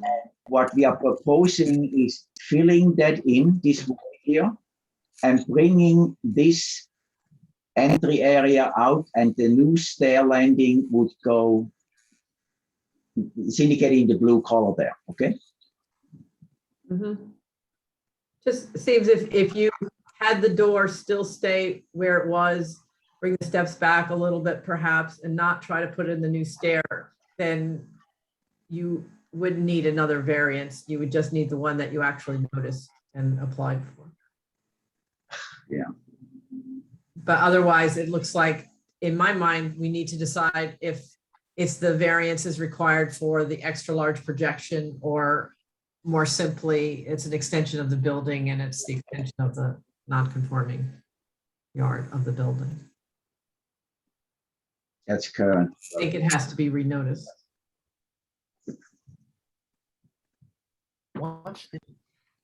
What's the name of the owner? Sorry. Ellen Dan, Can you spell it for me? Yeah. there must be either Ellen or Amy Dancis. One of them should be on Zoom. They raise their hand, I can promote them.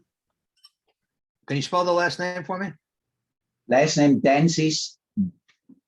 It's on the title sheet here. Dancis, Dancis here. ZIS. Yeah. And that's Amy or Oh, Ellen.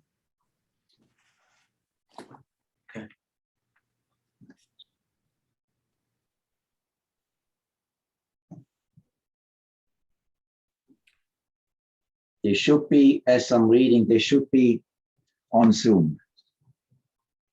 Yeah, we're right here. Oh, here we go. Okay.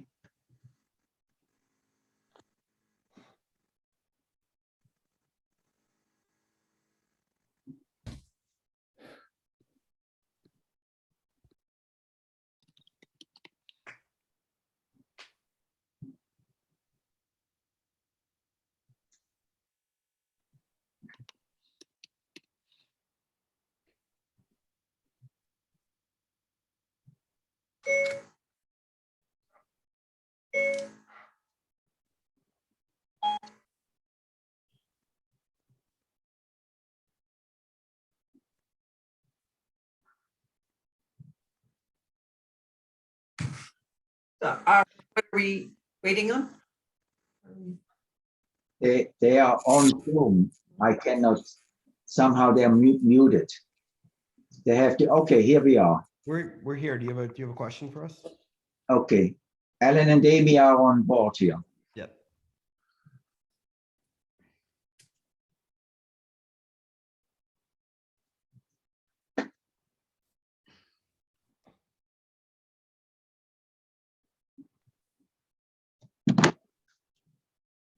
So I guess our issue is whether these are additional variances that require a notice, or whether this is just an extension of the non-conforming.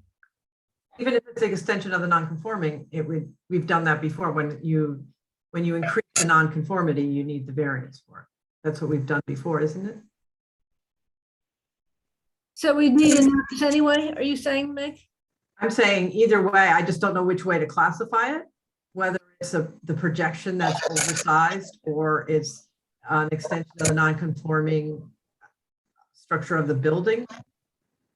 But it certainly looks like they're building something in the required yard, in the minimum required yard. Dave, what do you think? I'm sorry, I was just looking at the map. So What was the it's- question? to me, they're building something, Right. the minimum required yard. And to me, it seems either we classify it as a variance is required for this projection, or as an extension of the building that's an extension of the minimum non-conforming encroachment on the And yard. it continues the same. It doesn't enhance, it, does it? So I would think it's one of those Right. would require a variance. How does everybody else feel? They got the property, what, 2019? No, In 2016. 2016. In Oh, May, I'm sorry, yeah. May 10th, 2016. May 3rd, 2016. Yeah. Just trying to see a deed. Chair, while you're looking for that info, if I may ask a question, do you have an elevation of that rear patio? And is there a step, once you open that, but when you come out of that door, is there a step down onto that landing, or is it level? you asking? Are you asking me? I am. There's a falling step. It's a button. 4 inches. Okay. Four four. And each rise on each step is 8 inches. What's the rise on those steps? 7 and 7 points. Okay. The direction that I was going with that is if there was a formal step going onto that landing, if there was an 8-inch drop there, which the code allows, you're going onto that 3-foot area. Yeah, You would be able to eliminate a step, and then that would be 3 steps instead of 4.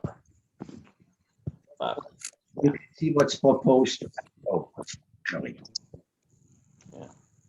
Yeah, it's proposed section. Yeah, I think there's 5 stories. See here, 1, 2, 3, 4, 5, and then a threshold. Oh, yeah, 5, yeah. So just a couple comments from from me. Yeah.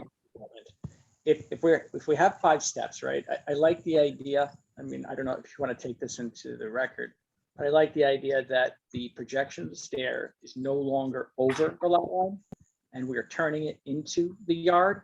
So that's a plus for me right away.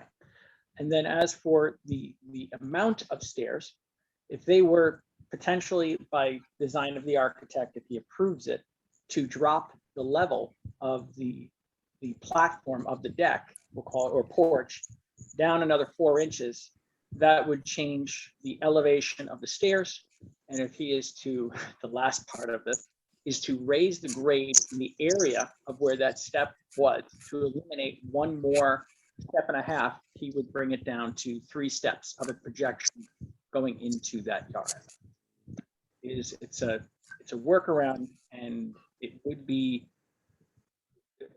code compliant, where those steps would now be 3, and there would be a projection of 3 steps instead of the variance. So if I'm understanding, a full step on the building to the landing, and then 3 more steps. Correct, and you would have a pathway beneath that, given in stone dust, so you don't increase your impervious surface. Yeah. And you would have a projection of 3 steps. Got it.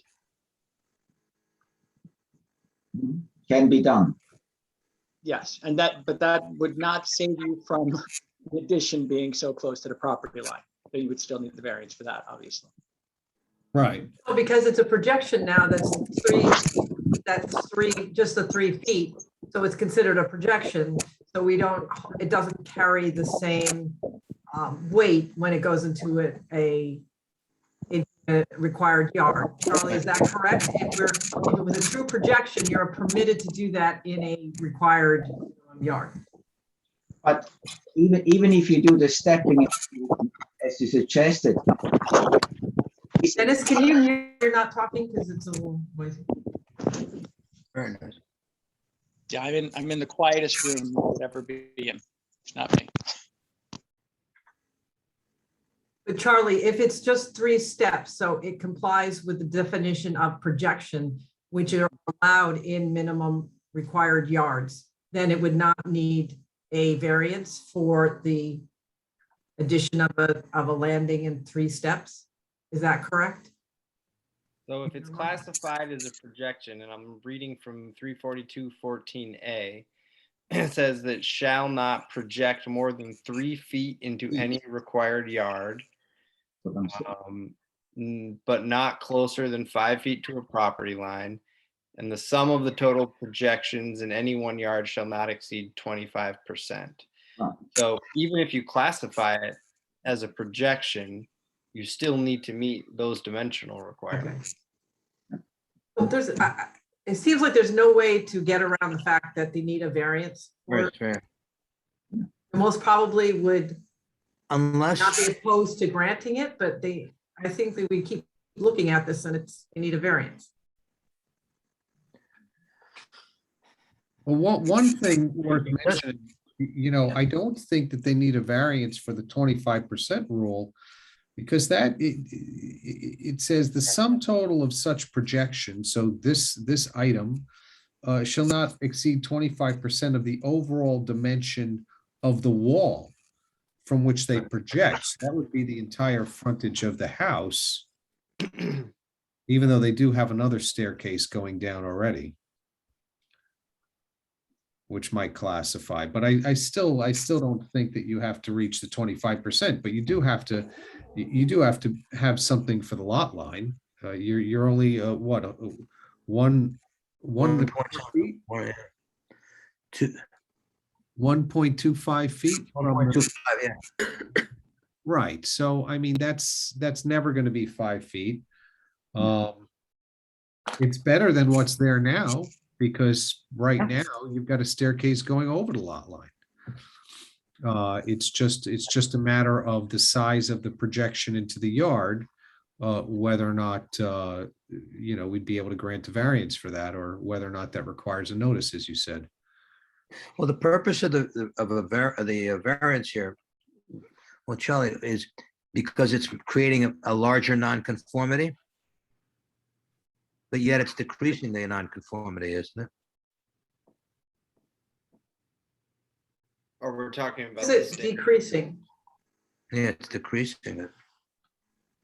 How is it decreasing? Because the Well, I stairs guess because the are stairs, not, no, the stairs this way are shorter than the landing plus the stairs going are. well, because now the entrance to the, you're right, you're absolutely right, but I guess now the entrance crosses beyond the line of the property, whereas as proposed, it's less.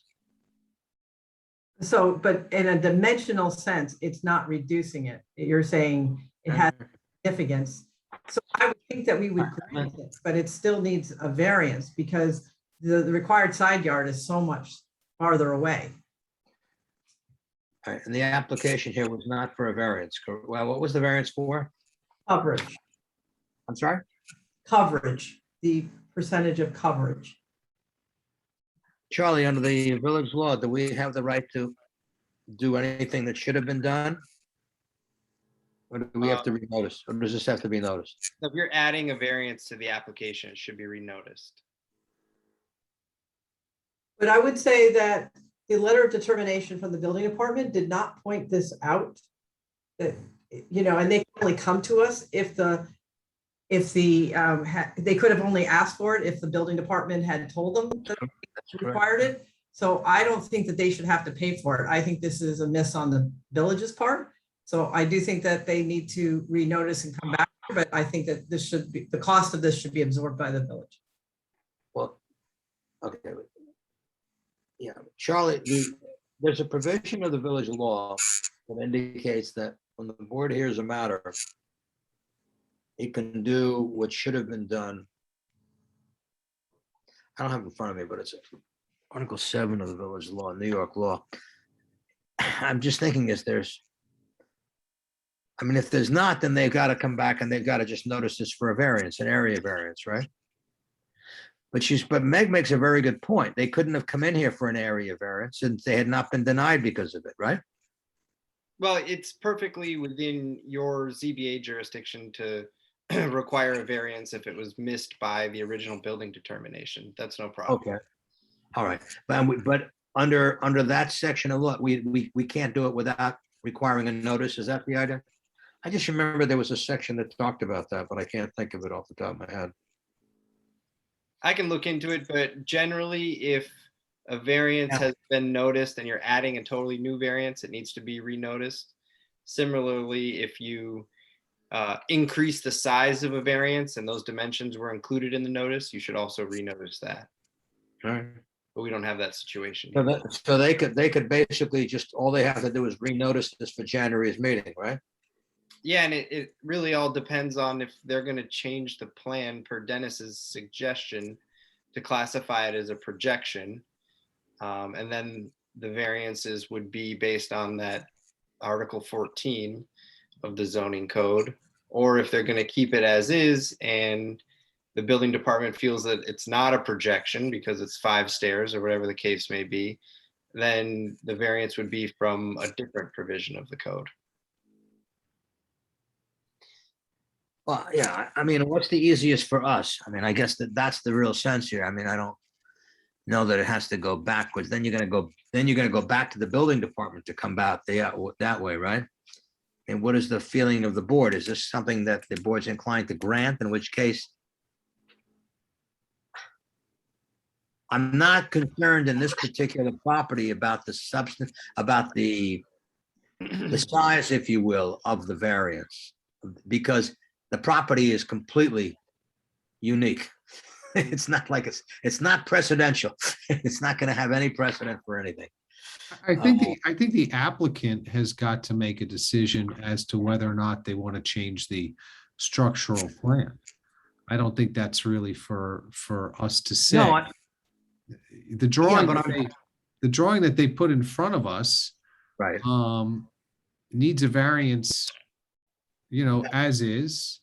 You know, I think if you're asking like a demeanor question, you know, I can personally say that you know, I think that this plan works better than what's currently there. I know that it does project, it does require a variance, but I don't find it objectionable. Yeah, I would be, Yeah, that's what I'm saying, aren't they better off just keeping what they have than starting to Yeah, back again? That's my thinking. I don't know. Charlie, what do you know? Or that's their choice, right? That's up to it them. is their choice. It is their choice. That is. Hi, can I, as a property owner, can I ask a question? By all means. Great, so, it sounds like is there any way we could get this? It sounds like there's no way we can get this approved tonight. So it looks like we're going with one variance versus a different variance. Our preference would be, unless we can get approval tonight, would be to keep the plans as is. Unless you guys tell us that's not possible. I don't have I mean, I think we can just kind of discuss it with the board, what the board's feeling is on this. You know, my feeling is it's better than it was. I understand the unique nature of it. And this is what you have here. So I don't have a problem with you staying with it as is, but I don't know what other members feel. Greta, you around or? No, I agree. The variances are technically substantial. That being said, as you said, Dave, it's a unique piece of property and there's really not much you can do with it. And it is improving. So I have no problem with the plan. I guess it's just a question of renoticing. I don't know. Brian, you have any feeling on this either way? Yeah, I already said, I think it's an improvement. I don't find it objectionable. I don't think it's going to affect anybody else's property or any of the other tenants that we have to look at for a variance. So, you know, I would not have a problem with it as long as we know what it is we're granting a variance for. Right, Meg? Yeah, I feel the same. I just think that we need to. All right, so then let's get Charlie, so basically the fastest way to do this for them, and they've been through this, is to probably just notice it for the amended or put in an application, amend the application, notice it, put a sign up and call it and come in on the next meeting, correct? Yeah, what I could do if the board wants me to do, and if the applicant's not going to change anything per the suggestions that Dennis had, I could take this plan and draft resolutions on accordance with what you said here tonight. The applicant would resubmit for the new variance that we've identified, notice it, you'd have another hearing at the next meeting, you'd close it, and the resolutions would be prepared. Yeah, I think that works well. Yep. I mean, that doesn't mean just for the applicant, I want you to understand that. We haven't doesn't- discussed the other variants. I don't have a problem with the other variants either, though, about the additional coverage. That seems fairly minor, the additional. Yeah, I just want the applicant to understand that's just, we're approaching it this way. That doesn't mean it's been voted on, and it doesn't mean we've approved it, but we're trying to find a way to bring it back on expeditiously. May I ask you a question? The request variances, now the new ones, are they then based what I already have kind of projected here on the proposed landing with the stairs from the building projections with the yardage setbacks and the, you know, like the chapter 342, section 14, based on that? Is that the fact? I mean, do I read this right?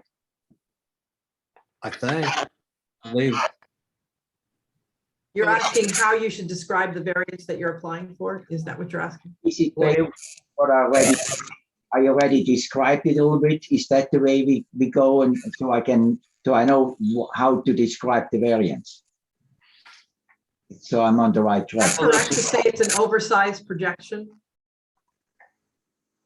Based on section. on the side yard, yeah. And you have a side yard with you, right? If I just may go back to my original thing here, if you don't mind, a second, right here.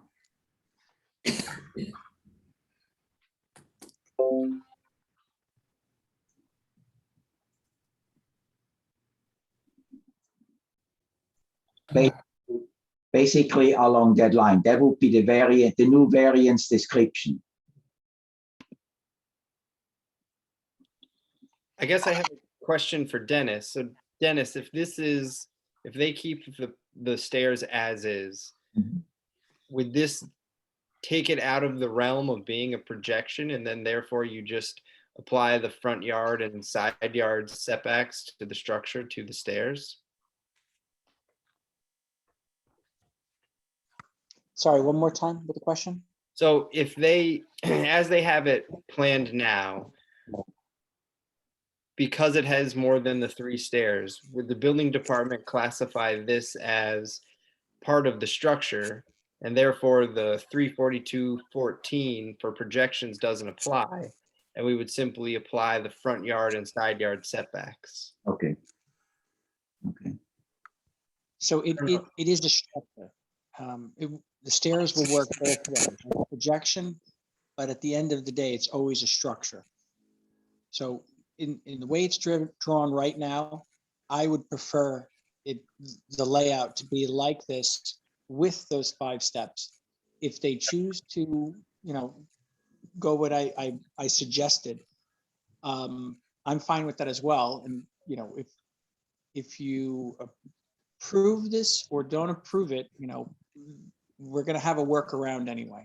So they'll figure it out. So it's really up to the board's decision of what they choose to do. But do you think they can apply for sort of a simple variance of extending the nonconformity of that side yard? Or should they specify all of those differences in terms of 342.14? Right. That Renee has put there. Which variant should they apply for if they're going to do the design that they have shown us tonight with no changes? So I would go for the side yard setback. So if there is ever to be an addition or expanding that area to a larger deck, I would prefer if it was done with the side yard setback. So it's about the side yard and the front yard then, right? Yeah, it's about the extension of the pre-existing nonconformity inside the encroachment on the required minimum side yard. Okay. So it's not about the protection. It's basically looking into regular setback for side and front yard. Yeah. Okay. Yep. Okay. If that's what you're telling us, then I can definitely define that this way. I think that's also the cleanest approach on this. Yeah. That made a lot of sense, Dennis, in case they ever want to build up over it, start building, porches. Do I get a rejection letter from the building department, or I just come in with an application for these new variances? I think you can just come to us, right, Charlie? Yeah, you can just come to us. Yeah.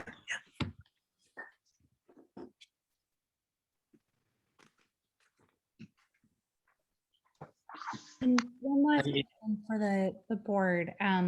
Since we weren't notified about this before and therefore couldn't put it in our original application for the variance, who should we talk to about getting the cost of all of this reimbursed from the village, as you mentioned before? It would just be the reimbursement for this additional that you're doing, not for the original. Well, it would just not be a charge for the amendment. Okay. You're going to do an amendment, right? Right. And then the cost of the mailing as well. Is that something that we could get? No. reimbursed from the village? I don't think so. No. I don't, that's what I'm suggesting. It doesn't seem fair because if the building department had gotten it right, they wouldn't have had to do a second mailing, but I guess that's up to the village. Well, I don't think the village will do it, but you do what you wish with that. You can go there. I don't see how. I think that actually everyone who comes here for a variance is basically, many people are appealing a denial, saying that the building department may have been wrong, but I don't know. I think I could say this much. I think we can arrange for you not to pay another filing fee because of the amendment with Charlie. I think that could be done without a problem. Yeah, that's granting that is kind of outside of my purview, but Yeah. you might, All right. I would maybe direct you to the village manager to have that discussion. Brittany, maybe you understand the issue, so maybe Brittany, you. could- Yeah, I think we could speak to the building department and the village manager and explain the mailings and the application fee. I agree. I think the application fee would be null, but the mailings, I'm not sure of that part. Well, just a moment. Do we charge for amending an application? I don't believe we do. I don't think there's a charge for that.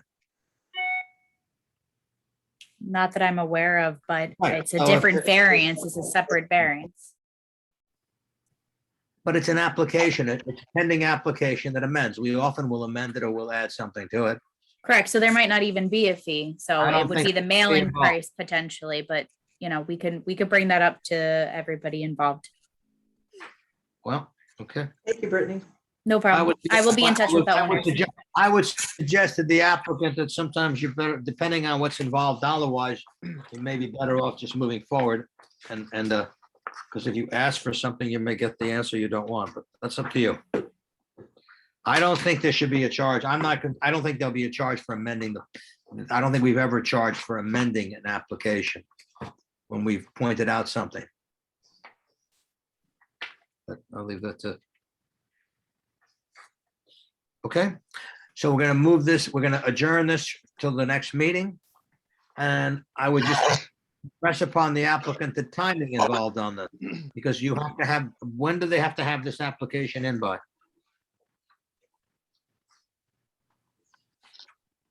Do we know when this has to be in by? I don't know this, I don't. I have to check the dates for 2022. We were just posting those, so I will check those and I could let you know. I just have to backtrack to figure out the mailings. I Yeah, believe so it would be 10 days prior to the meeting, and I think it's January 6th is the 2022. Okay, I will send an email directly to the architect and homeowners. sounds like a plan. Thank you. Does that work? Everybody on the board all right with that? Mhm.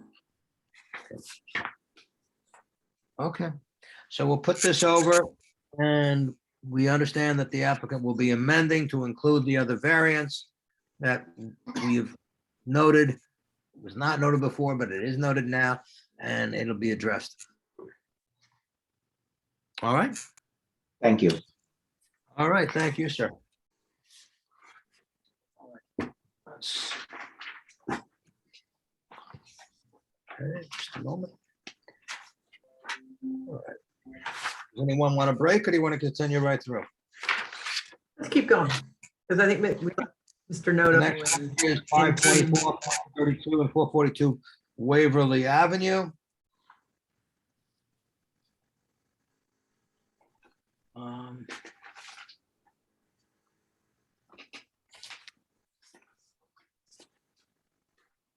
This is a, let's see. Who's this? This is Paul Netto, I believe. Yep. Hi, Paul, how are you? Good evening. How are you, Dave? Good to see you again. Well, good that I can't. Everybody. I Nice to I be can't back. even see you. I can't, oh, there you are. I couldn't I'm see here. you down there. Yeah. All right. So this is an application seeking a variance to lease the premises for storage of equipment related to the construction, power, and HVAC industries. Put my notes here. The issue here is that you've applied for an area variance. You've provided us with information. Your position has been set forth with regard to why you believe it is an area variance and not a use variance. Yes. That's something the board in its deliberations will address. I assume if, just for argument purposes, so it was clear, in the event, since you've applied for the area, in the event the board were to find that it's not an area variance, you'll be without prejudice to your coming back the other way. But you've submitted on that. We have those papers. So is there, I think what we could deal with now is additional information and that you have submitted or on the actual substance of this. Yeah, I mean, I don't know if you wanted to discuss the cases that we provided, if you thought, how they may relate to the issue at hand or not. It's up to you. Well, I think you've written on that. I mean, Yeah, it's up to- I did. remember, I think they were you've helpful. I written- hope. you've given us the case. Yeah, I think it's an issue. It's an interesting issue. I think it's something that's more, I think you laid out your position, you've laid out the cases. I think, at least from my standpoint, I've read them and I've read some other cases. It's something that we'll deal with in terms of after the hearing is closed, from my standpoint. Maybe other members will have questions on it. Okay, no, it's I- fine. but you We made- also, Yeah. we did send another letter. Some members of the board had raised some logistical questions about it, and we addressed those. I have Joe Rena's with us, on the site development guy, and potentially Dominic, who also works with Milo. And I don't know if Joe Hill is on, because I don't know, Brittany, if you see anyone with a 203 area code. But, I think, I hope we've been able to address some of the questions you had about the operation and what, goes on the site, and how, what we do, what they would like to do there. The fact that if it is an area variance, the 5 factors you would consider, that it would not change the character of the neighborhood, or, change the essential operations of what goes on in that area. Okay, I'm sure there were different questions people have. One of the questions initially is, you're talking about, this is not going to be, the applicant is not going to be doing this. It's going to be a lessee, correct? Correct. He will lease it to Sunbelt Rentals, correct? Okay, and they're not the applicant, correct? No, They're not, because they don't okay. own the property. Right, okay. Is there any? And you, of course, you could, if you were inclined to grant it, you could grant it to limit it to, this particular tenant, and this, to limit and any kind of use, so it wouldn't be in perpetuity. So, we're certainly prepared and would even encourage you to do that. Okay. Is there going to be, what's going to take place outside besides the storage? And maybe this was covered. I was having a communication problem last meeting when this was on. Just trying to dial in. couldn't. Generally, nothing. I mean, as we mentioned at the last meeting, the generator equipment, quite frankly, they don't really want it on the site much, because it's for storing it when it goes out. They don't make money when it's sitting on the site. They make money by getting it out to municipalities or other places that actually need generators. So the hope is they will not be there for any length of time. When they are there, there's a 2-story masonry building. So if there's any routine minor maintenance, it would be done inside that building. And that's pretty much it. They would be brought, in and out of the site, and all of that's done on site. Nothing is done on the street. Will they be operated outside? No, they're not being operated on this site. They're going to be left on this site and then taken to other sites where they will be used. But this is for storing them for other people to use. Not starting them up or anything of that. They will not be. Oh, they might started be or tested. I mean, there might be some testing, but minimal. I mean, the objective is to get them off-site and to a location where they can be used. How many? I know you've got them on the plan. I didn't count the plan. The max would be 104. 104 max. Okay, and the sizes, I know you had a note on your plans, examples of things to be stored. Is correct. there more than just an example? Is there a size configuration or a maximum size? That Or what you see otherwise. on the plan would be it. Nothing bigger than what's on that plan. Well, but there's no dimensions on that, to my knowledge. Well, there are, I- like this one on the 185 CFM, it's 140 inches long by 69 inches wide by 62 inches I high. stand corrected. You're absolutely correct. Okay, All right. that's right. But hold it, I know why. But on the wait a minute, here we go. I was right too. We're both right. Well, on the 120 KW, Oh, the 20 KW diesel. yeah, I don't see that, and I don't see on the 120. Yeah, I don't see the size on that. And I don't know, is Joe or Dennis? Sorry, Joe? Would you know the answer to that question? Not offhand. I can do a little searching while we're talking and see if I have that information.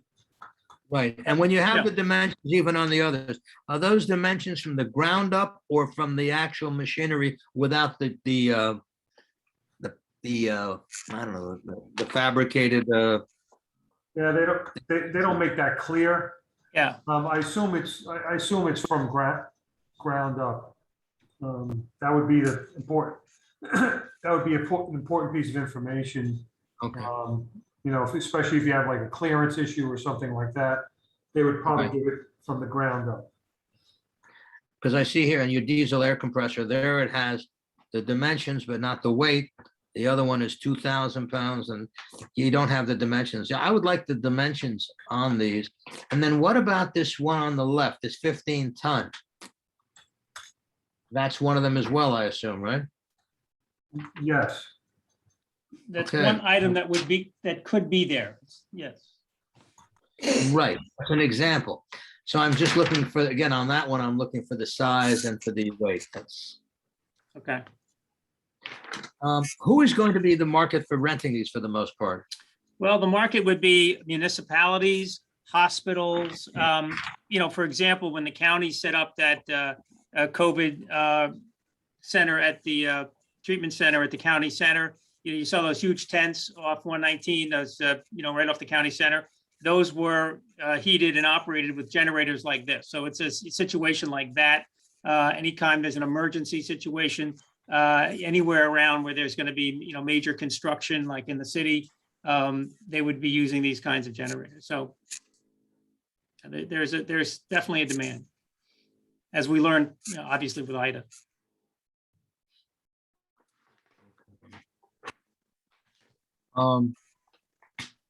Are these all manufactured by the same people? Yes, I think so. Okay. And what would their name of the manufacturer be? Do we know? I can't read it on it. The print is too small. Yeah, I would say they're not necessarily the same manufacturer. I mean, the dehumidifier would be different. Yeah, I don't, It's hard to tell. I think the look of them, the color and whatnot is symbolizes the Sunbelt brand, but they could be various companies, I think. Right. Do they have operations elsewhere? Oh, Sunbelt? Sunbelt. I'm sure they do.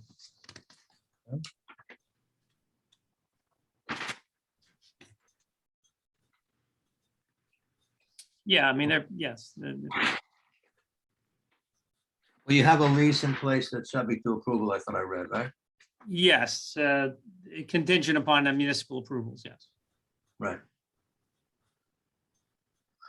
Okay.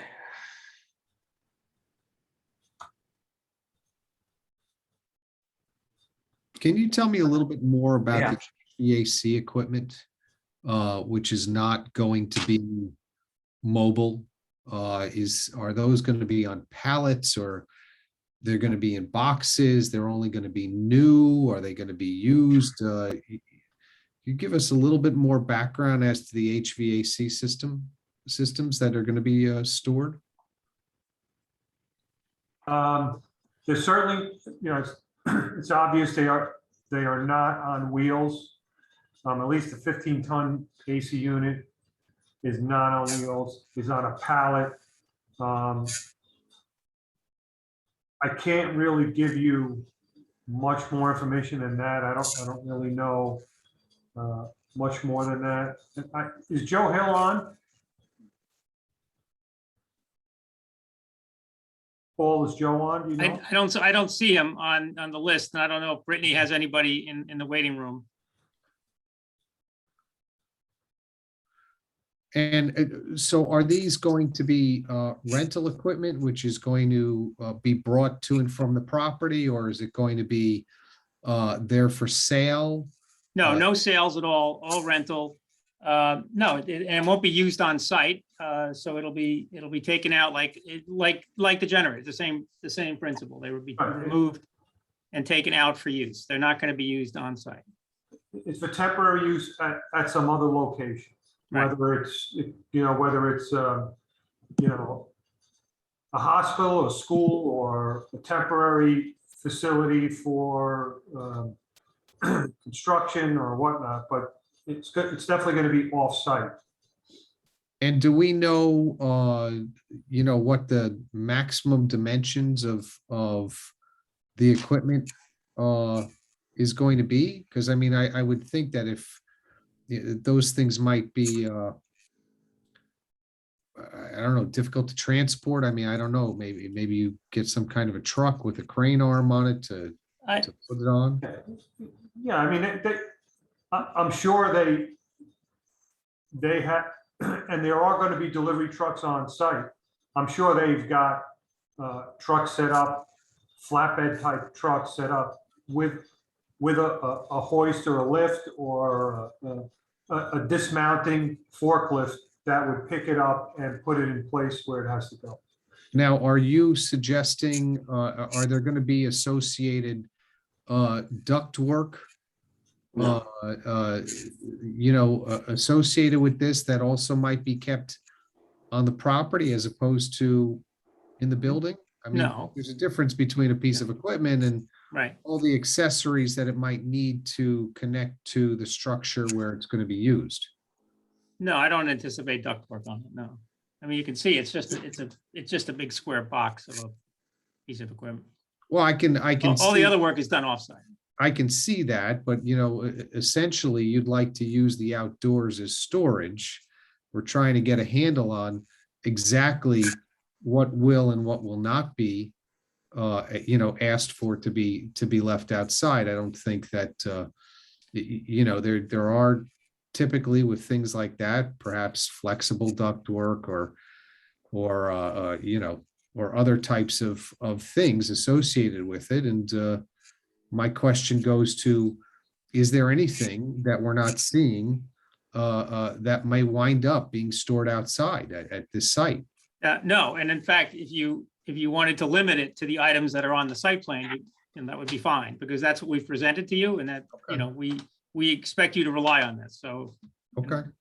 It would be wrong for us to put something else there that you didn't see. So this is what we're proposing to be stored there, and only this. Yeah, I wouldn't want to see another Mr. No. Chimney. No, of course not. You could put all of those qualifying conditions into a resolution. Yeah, for example, one of the things that I'd like to see is more, you take a look, for example, on 120 kW diesel generator that you have there. Yeah. Okay, so that, I can give you that dimension now. I found it. yeah, I did too. It's 202 Right. inches long, 83, 89 high, Yep. and 9,784 pounds, right? Yep. Yeah, Sunbelt has a big, they have, I didn't realize that they're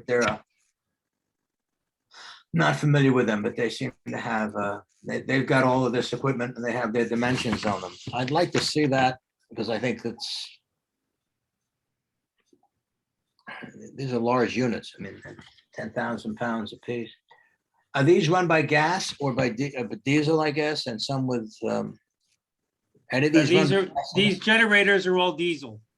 All diesel. Well, it's on the plan. So just reading the plan. It says diesel. Diesel, diesel air, diesel generator, diesel generator. Diesel air compressor. Could you provide us with the dimensions and the weights on these? Unless other board members don't. Could we, or did we? I don't, other than what's Well, on here, no, but if you want them, we'll get them. Yeah, I would like to.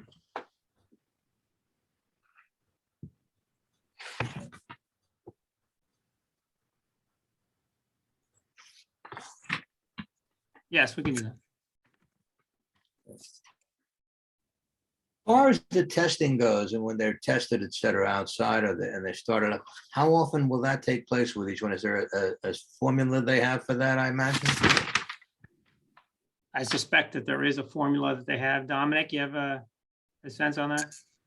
Yeah, I think what'll happen is when they're tested, they'll be tested probably inside the building, should they require any additional maintenance. And then once they'll be cleared, they'll be put out to the yard. And to the question that was asked before about transportation, they have these specialized carriers, and there's enough room on the site for the carrier to pull in. The unit will be loaded either by forklift or by possibly a little ramp, and then taken to the job site. So as far as them actually running on the property, they will be minimal. I should say the time will be minimal. And I think it would be primarily just to make sure it starts. So when it gets to the job site, it's functional. And that would be inside in the building, it would be started? Depending, sir. I can't speak to that specifically. The smaller ones, I would say, but the larger ones, again, what they're in for maintenance for is going to be very arbitrary.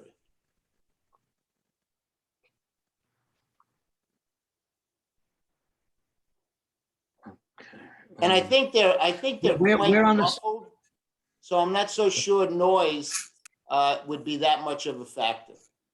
Gotcha.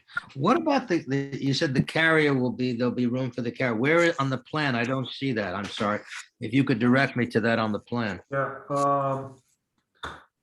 So if you take a look at the lower left parking area, Yeah. right, you see we show delivery trucks. See them there?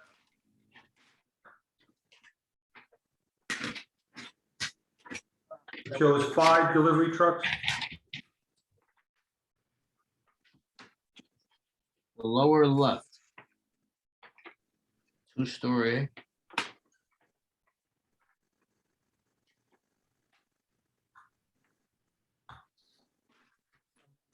You got it? No, I'm embarrassed to tell you. Oh, delivery trucks. I'm sorry. There are 5 delivery trucks there. That's correct. They don't look like they're big enough to carry some of the equipment. I mean, they're just, you know, for illustration. I mean, you could see the size of the spaces. Those are big enough for a, you know, pretty long truck there. These are just, you know. Will you Well, be yeah, storing? it's a site that could hold up to 178 cars, Yeah. which were offloaded on the streets, which we're now not going to do. So it's a pretty big site, and this is obviously fewer pieces of equipment. But yeah, I mean, they would make, you know, the max they could have is 104. That doesn't mean they're going to have 104. That's just the max they can have. So they would have to make room because all of the, you know, onloading and offloading is done on site, not in the street. So, But the Will there- unloading and Will there offloading, be diesel fuel on the site? yes, there will be a fuel tank on site. It'll be above ground. Probably a 500 gallon or depending, gallon, a dual wall diesel fuel tank. And where will that be? Is that on the plan? That'll be on a concrete pad. It's not on the plan, but it will be located somewhere that meets NFPA standards. And of course, it's going to require a building permit. That'll be a separate approval Yeah. on the building. Yeah. So they may tell us where to put it.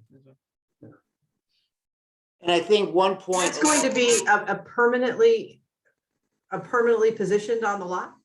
No, I mean, permanent, you know, it's above ground on a concrete pad. What I meant was, it's stationary for your operations. I'm not saying it's. Oh, yes, I'm sorry, yes, stationary, yes. So why are we looking at this? Why did you not put it on the site plan that you gave to us? This is news.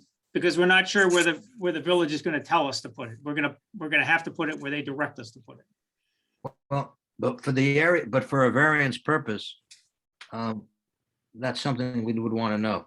I would think that there's going to be fuel involved, where it's going to be, how many Well, gallons. yeah, there's definitely fuel involved, which, you know, we've told you, would you want us to identify on the site plan exactly where the tank will go? Because it's just on a concrete pad.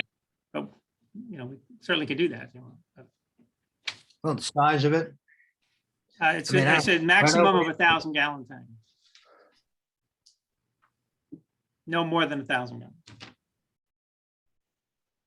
I mean, I suspect it'd probably be probably closer to the building, I guess. Right? You tell me, Joe, or Dominic, do you have any sense of where it might go? I think it would probably be somewhere along the rear property line so that it doesn't get in the way of any moving vehicles. And it would probably be close to the building. So the units could either be fueled going into the So, building. yeah, or so let me going give out you, of the building. for instance, there's on the plan, there's a concrete pad, which is on the back side of the property where it says behind employee parking, Right. just to the left of the building. So that pad could very well be where the gas is. All right, but you'll let us know where, okay. Yeah. Are there any And other there is a improvements? concrete pad marked on the plan. That's all. Okay, are there any other improvements to the lot that you're thinking of adding that are not on the site plan? No, I think the only, I think at Any the other last meeting, cranes or anything else that's going to be positioned on a long-term basis? no, other than we agreed at the last meeting, I think Andy Spatz had asked his father, had wanted us to put up a fence along the back, and we said we would do that to protect his property, but no, there are no, the site's already, went through a vigorous site plan about 10 years ago, so there is already, islands and, landscaping, in and around the site. They put in a sidewalk. So the answer to your question is no, there is no additional improvements to the site. And how many employees will be working every day? How many people will be working there? Yeah. I'm not even It'll, gonna- it'll probably between 6 and 10 people.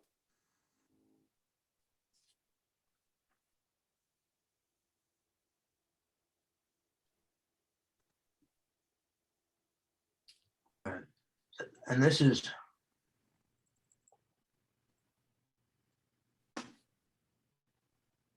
Six to 10 people. Okay, will there be someone there at night to oversee? Oh, this is,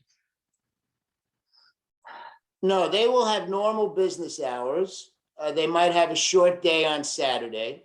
And then in the evening, when the yard is closed, it's fully gated, and there are overhead lights to keep it illuminated, similar to what you would see in a shopping center in the evening. So the property will be secured and lit in the evenings. The lights And are. just- Are those lights existing? The lights exist now. Yes, everything is there now. This was. So from you're the making no pre-existing- changes to the lighting that's there? None, we're making no, actually, no changes to the lighting, and we are going to be upgrading the building. The building will see new windows, new doors, new painting, maybe even a whole new facade, because we would like to make this. And actually, just to backtrack a moment about Sunbelt. Sunbelt is a national corporation, and the one thing they pride themselves on more than anything else is safety.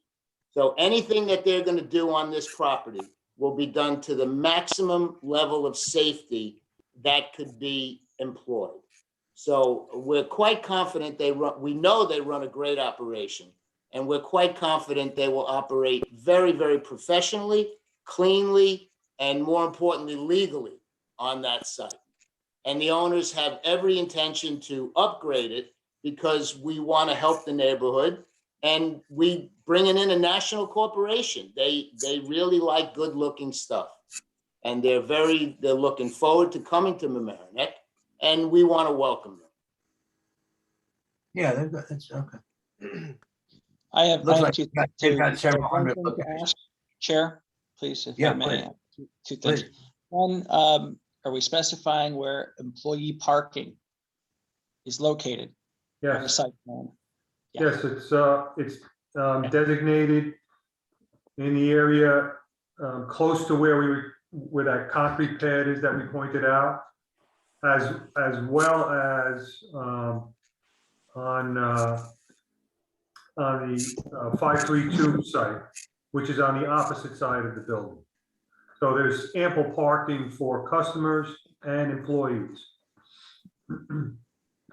Great. And the second thing is, when there is a emergency, not flooding in our village, but a hurricane, there's poles down and there's an evening demand for the generators, will the yard be open and the Yes. generator be moved out of there during the time to aid a hospital and so forth? So after hours of what your normal operation hours, will there be somebody to staff to remove those generators, within 24 hours? I would think so, because that's their business. They need to get these units out to wherever they're required as quickly as possible. Right, they can't be moved unless an employee is there, so it's not. Oh, like yeah, they- somebody will have to be there to Yeah, someone open have to up be and there, yeah. start them and drive the trucks. Exactly. So I was kind of expanding on, you're saying your hours of operation, 9 to 5, that if there is an emergency and there's a need for it, that the yard will be open so that those employees can gain access and remove those generators and get them to where they need to go. I just wanted to, make that note for the board so they're aware of that.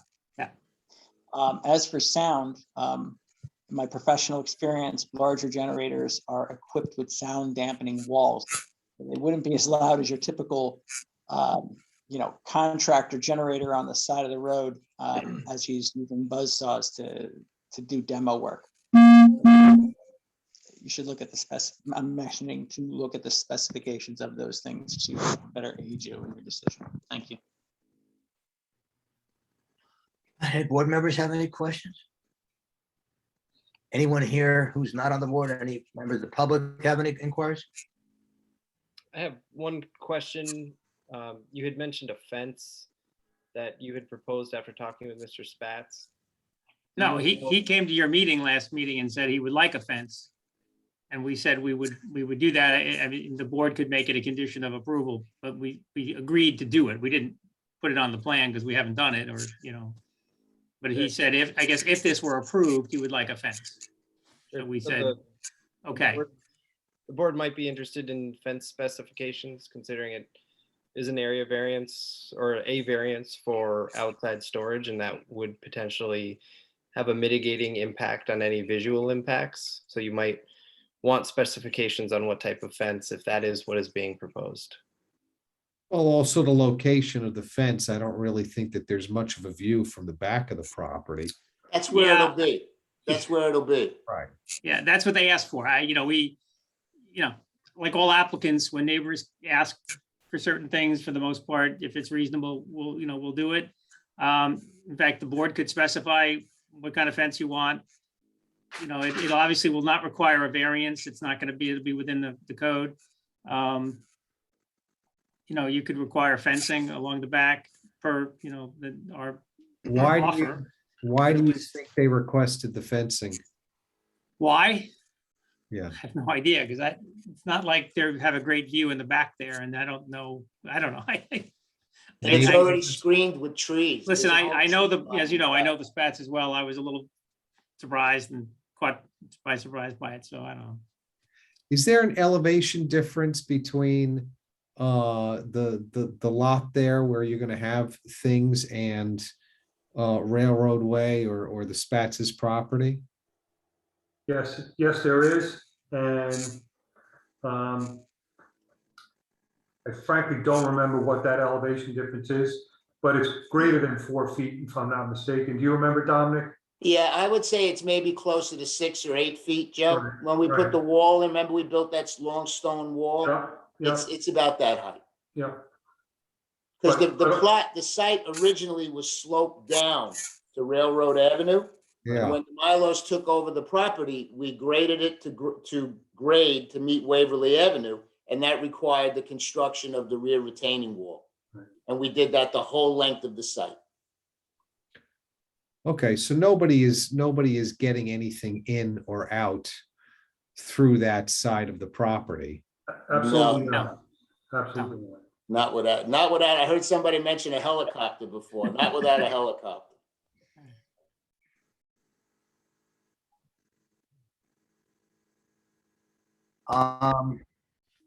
So are you gonna, oh, Charlie, do they need site plan approval on this?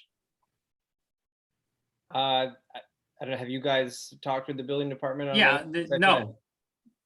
So far, no, because we're not doing anything. It's already, it's a lot that we've, there used to be a lot for storage of cars. So we're not building anything. We're not doing anything different. So far, the answer is no, we don't need site plan approval. It is an unlisted action. Do we have to decide what we're doing about it in terms of environmental assessment? Sure, it's an unlisted action. And Dennis, I don't know if you have any thoughts on them requiring site plan approval or not. But you can do an uncoordinated review. And so you would do your own SECRA analysis on the variance request. You would have to run through part 2 of the EAF, and then a negative declaration if you deem it appropriate. You do also have the ability to require a coordinated review, which would mean you would do the environmental review for all the other involved agencies. Thank you. Point on, yes. Yeah, that we have a lot to do as the building department for this property. The usage interior and all throughout the property.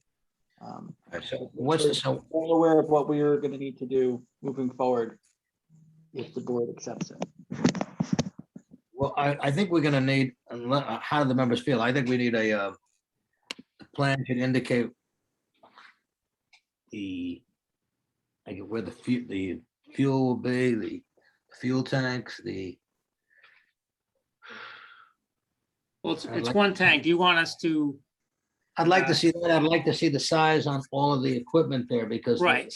Yeah, this is I'm very making rough. notes of the things you'd like. So you want the dimensions of the generators and the AC equipment. You'd like to know who manufactures them, the weight of these equipment, and the location of the fuel tank, right?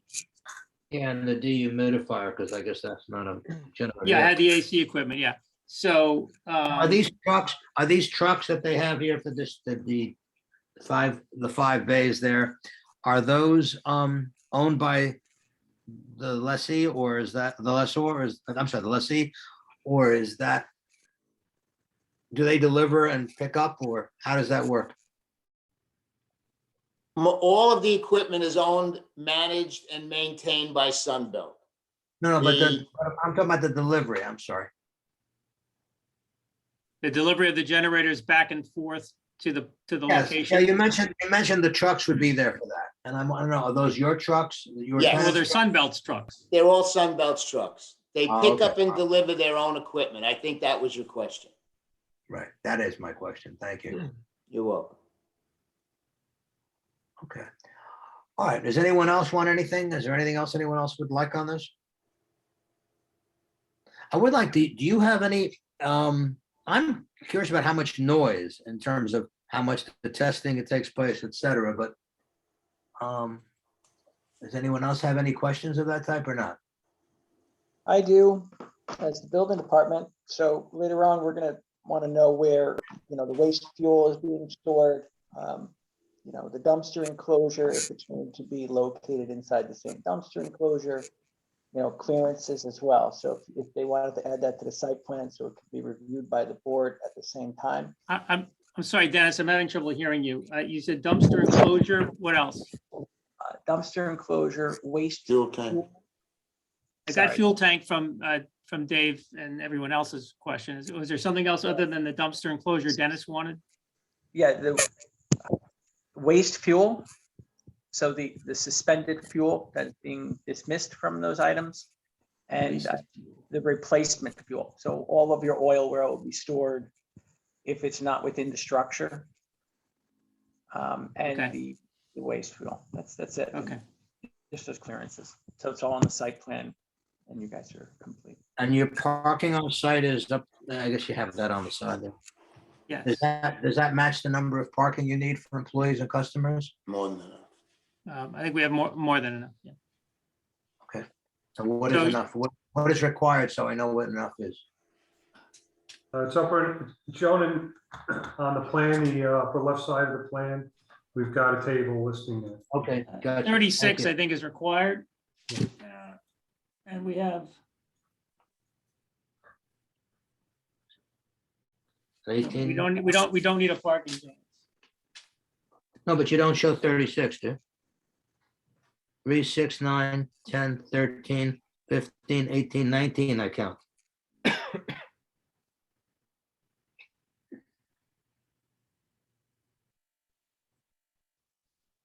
What is it that you're asking? So I counted.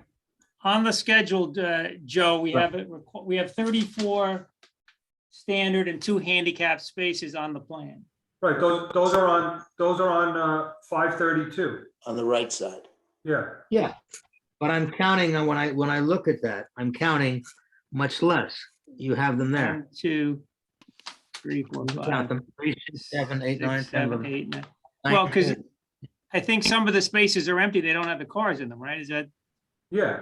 So if you, Well, then what you do is, I see what you're saying. All right, so then, all the right, numbers with the circles around them are I'm with you. the count. I got you.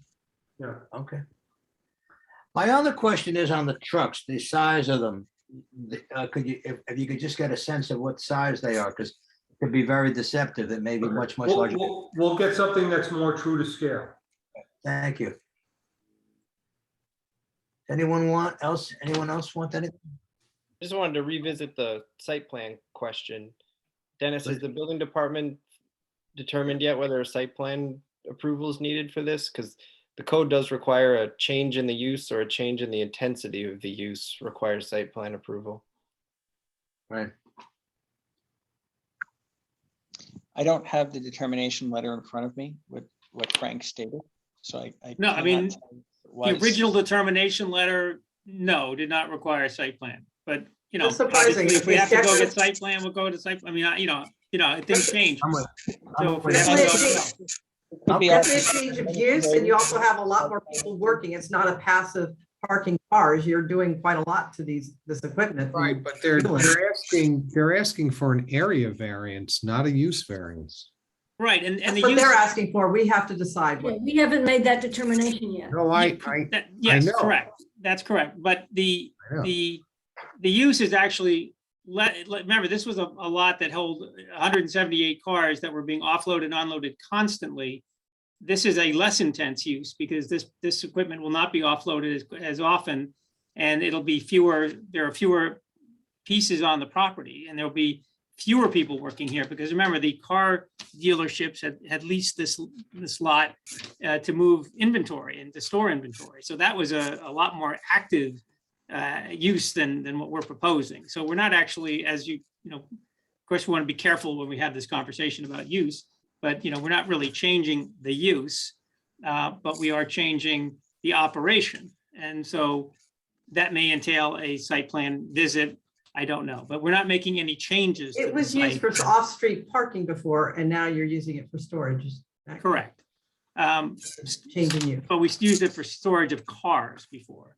But anyway, have a term it's called up to the village. I mean, Right. we'll do whatever we're told to do. So if the village says you have to get site plan, we'll go get site plan. You know that. So we'll have that conversation with the building department and see what they say. But Well, we could, we do what we're assuming- told, as you know. We do what we're told. If we have to go get a site. right, plan, I'm just saying, we could require, it could be, the board could, if it granted a variance, make a condition upon the site plan, correct? Yes, you could. Yeah. I mean, I'm not sure what the I planning understand. board would do with it because it's already done. But yes, we can go to them and have that conversation, of course. But I would hope then that your secret determination would be binding on them. Or not. So that would Do it for this, and then we have to start over again at the planning board. that would probably be information we need, because if you want the secret determination to be binding on the planning board, they would have to do a coordinated review. Right, and we want to sort of get this resolved sooner rather than later. So we would accept that you did a secret determination for the variance only. And then if we go to planning, we'll go to planning and deal with it there, because I don't, we'll deal with it. So All right. you can do so your own secret determination, and that's When fine. will you get this? You can have this for the next meeting, you think? Oh, yes, we'll get it to you next week. Okay. Not this week, huh? We're gonna, well, it's only, Yeah, all day, we'll try. Paul. We'll be working on it tomorrow, I can assure you. Thank you. Anyone else have anything else they want, so we can be done with this thing then? Okay, so we'll put it on for next month. Brian, anything? Matt? Yes, thank you. No, I think the last time we met on this, we did ask a lot of questions about what was going to go on in the building and where the maintenance was going to take place and how they're going to handle the oil. And I've heard a lot of the same things come up tonight, so I hope that we actually get that. Well, I thought that the letter that we gave you from Sunbelt was addressed the questions we got last time. You've had more questions this time, so we'll get you those answers. Okay. Thank All you. right, thank you very much. Yep, have a good night. Good night.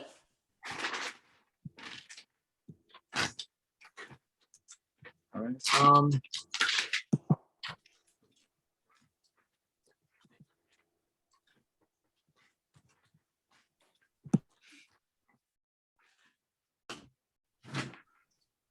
We have two, let's see, I haven't seen the latest agenda, but the one I followed and originally, we have two lead agency issues, I believe. I think we have one closed application. We have one call, yeah, the Daytona. That's the one you're referring to? Yeah, I think that's listed on the agenda before the notices. Super, all right. Yeah. Never understood that when Robin would say the agenda changed, and I said, now I understand it. I never understood that. The agenda changed. Now I understand. I guess as it's being prepared and typed, it gets juggled around, but, okay, so let's just pull my agenda up here and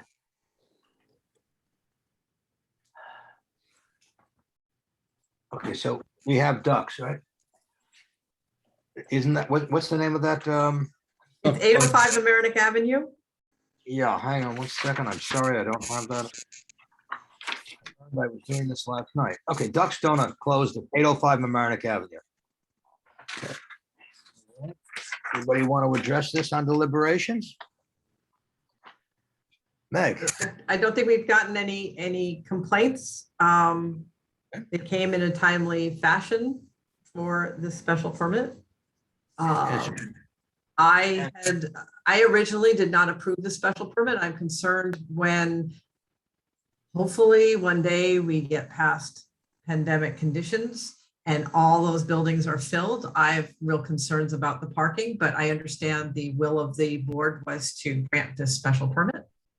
And so I can't see any reason not to renew the special permit if I'm lining up, agreeing with the voice of the board in the past. What I would like to raise though, again, is something similar to what I said about the Smashburger renewal, is that I don't know what a donut shop is. It's not a defined term in the code. It's not one of the food establishments. It's not something that says it needs a special permit, and yet we're giving a special permit.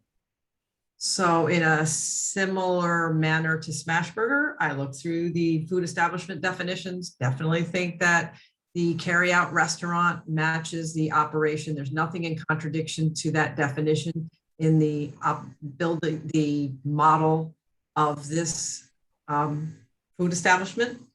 So if we could possibly renew this special permit, if others feel it should be renewed, if we are going to renew it, but call out that it's to align with the code, it's a carryout restaurant with some of the text, Charlie, that you included for the one in Smashburger, which says this is no way an indication that the operations have changed. It's simply calling out that we're finding a relevant term in the code. Yeah, I can do that. All right. I agree with Meg. I think we have no grounds to not renew it. And yeah, I think it's if you look at the definitions, it's more closely aligned with being a carryout. So let's do that. Okay. Yeah, I think also bearing in mind that it already has a permit, so it has some vested interest. It's just a renewal. But I'm sorry, Brian? Yeah, no, I completely agree with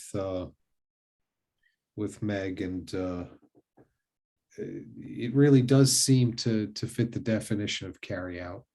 And again, it was in business. There's no complaints. It had a permit. It's also going through some tough times right now, having been flooded out, and I certainly wouldn't want to add to their woes. It was a decent business, so yeah, I'd have no problem with it. Are we make this again a termed special permit, or what? Because I think, what was the length of term of the original special? 1 second, I have that here. I'm gonna go.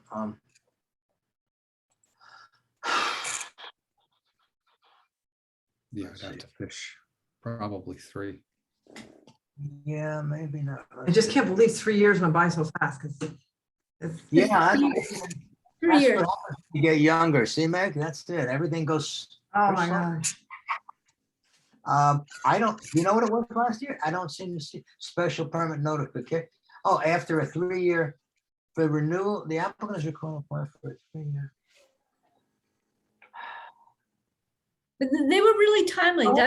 That's why it seems less than 3 years, because usually applicants do it 3 years plus, but they took. It was granted on March 17. I'm sorry. March 7, 2000. We're in December now, so they're like 3 months early, I guess. Well, that's because it says no less than 4 months prior to the. Right, so they actually complied. They did. So we said they required to apply for the renewal after a probationary period of 3 years? Do we make this probationary or we make it permanent? I think we could make it permanent as long as the correct language is in there, that any changes in the operations or increased volumes of, intensity of use, they would need to return to amend the special permit. Charlie, you I want to agree. draft? I mean, during their probationary period, not a single issue has come up, so. Oh, absolutely. No, it's only if they radically changed how they wanted to operate that we would need to see it again if they were going to add alcohol and be open late at night or something. I'm just imagining that they have a That different. would be some kind of donut. It would be. It would be. Yeah, their board, that's exactly what's gonna happen. They're gonna have a new series of donuts this whole year. So I have to say, I give all food establishments. I give all food establishments. Oops, I'm sorry. very diligent on doing the right thing ahead of time, so. Yeah. And I give all food establishments credit, like first through pandemic, then those that got flooded out. It's a grind. I can add the same language we've been If they're using. going, they will probably not have the doors open until mid-February. If everything moves very smooth. So mid-February, they'll probably open again, just in time for their special permit to expire. Okay, should we vote on that then, or? Sure, if you want to make a motion on that, or do you want to wait for the resolution? It doesn't really matter. Yeah, I think we should get the resolution. I mean, Okay, Sounds good. Good job. we can do that, wait for that. We have 3 choices, right? We can wait for that, we can vote in final, or we can vote and not do that, because as Charlie and I had discussed recently, we bumped into about 3 or 4 cases where the courts have decided it. One at my office, which we were shocked with, where boards were making decisions without the findings and without the decisions. Then after the commencement of Article 78, on the grounds that they didn't do it, they then did it. At which point, the courts have held, the Second Department has held repeatedly that about 2 or 3 times. Well, that's nice. They cured it. That's great. Otherwise, we would have had to remit it. We're glad they did.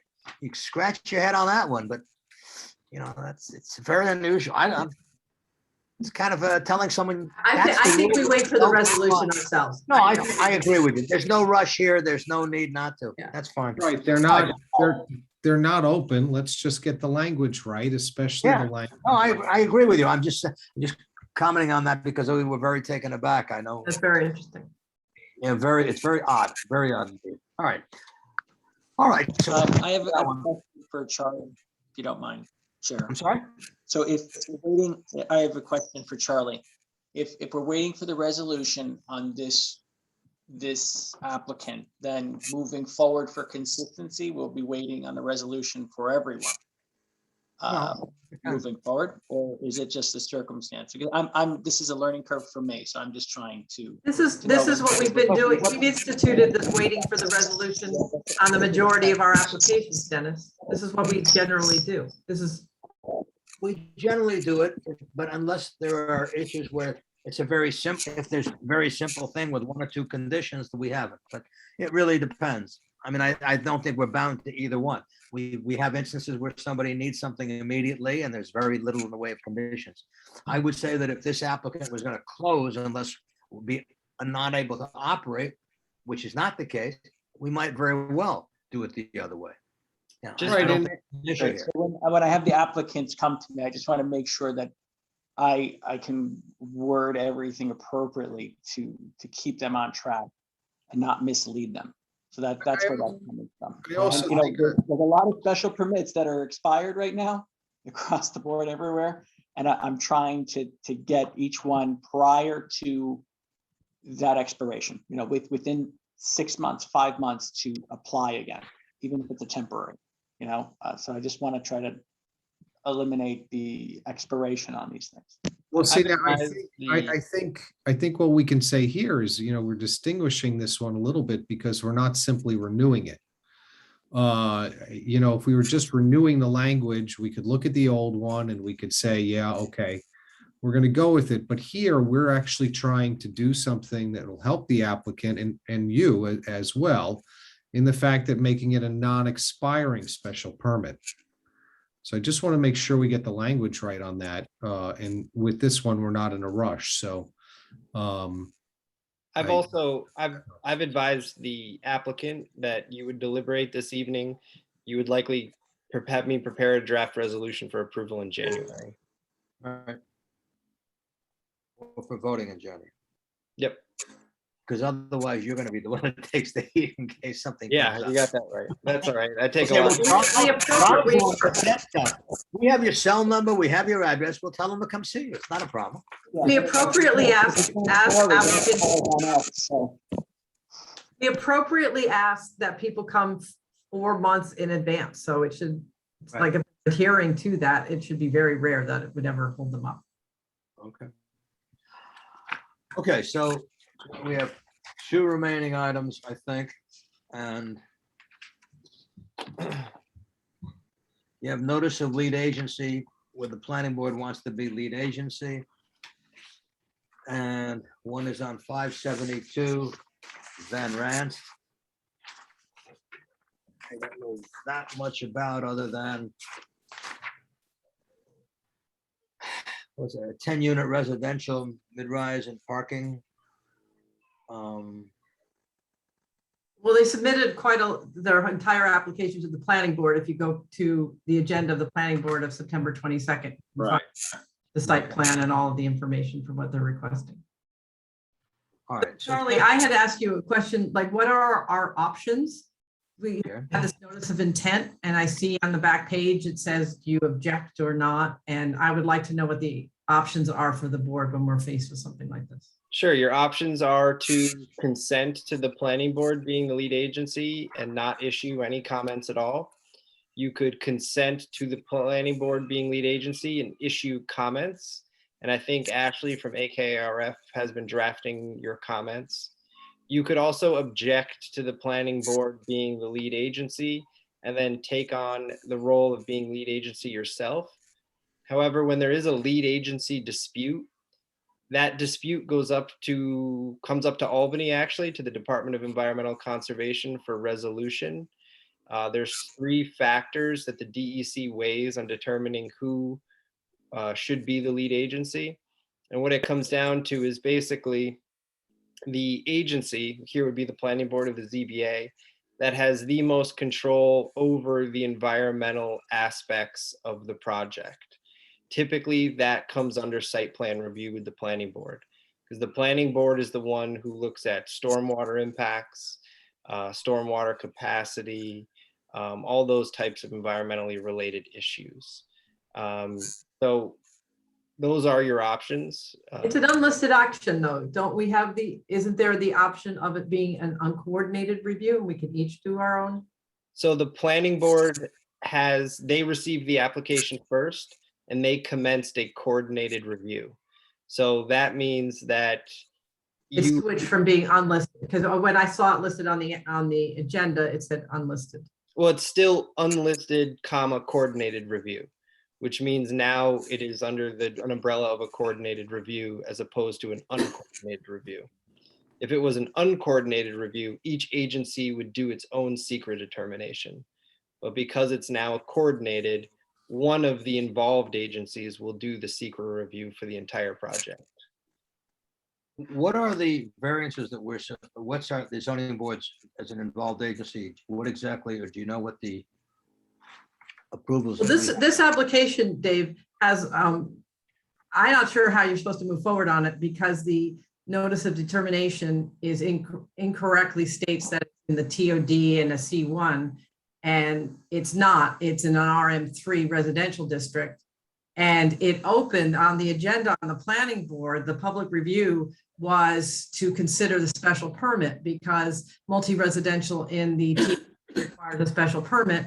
But that was incorrect here because this one is located in an RM3, at which as of right, you can build a multi-residential. You just have to comply with the different zoning requirements. But do we have a role in terms of from approval standpoint? Are there variances that we will have? Yes, there's variances. They want to build additional apartments for the size of the lot. It's an undersized lot. It's an undersized frontage. They don't have the minimum parking requirements. They have an additional floor. I believe their FAR is a little over. It's, you know, they're asking for an FAR variance, and also the height is slightly, they need a slight height variance. So Charlie, let me see if I'm correct also. I think that we don't have to consent because by not objecting, it's the objection that does it. Non-objection is a default approval, right? So If we don't consent, we have a certain period of time and we don't consent, we do nothing, then the lead agency goes to the party who purports to want it, right, in this case? correct. Okay, the second question is, in any event, to the extent we don't want to be the lead agency, if that's the case, then under those circumstances, we do have, and it's a quasi obligation, the way the rules write it, to actually comment and provide them with things like Meg did, and provide them with possibly a letter. So maybe if you have points, in other words, to tell the lead agency, listen, you know, we're not going to fight you over that, but let us point out some things to you that you need to consider and be attentive to, and that we want addressed. That I think is important, but I don't see that happening enough. And I think that, you know, maybe the way to do this is for some one or two to basically come back to the board at the next meeting with, here's the things you'd like to write up, and then we can say, fine, then the board can have that letter sent over and all of the points addressed. First, the first thing is if we want to be a lead agency, which no comment. I mean, that's up to us, but I don't know. It seems to me primarily planning is generally doing these, and this is probably, but I don't know. What's the feeling of the board? Is there anyone here who wants to we divide it up? I think it's unfortunate that it changed to a coordinated action and that we couldn't, both boards couldn't be. This is a highly,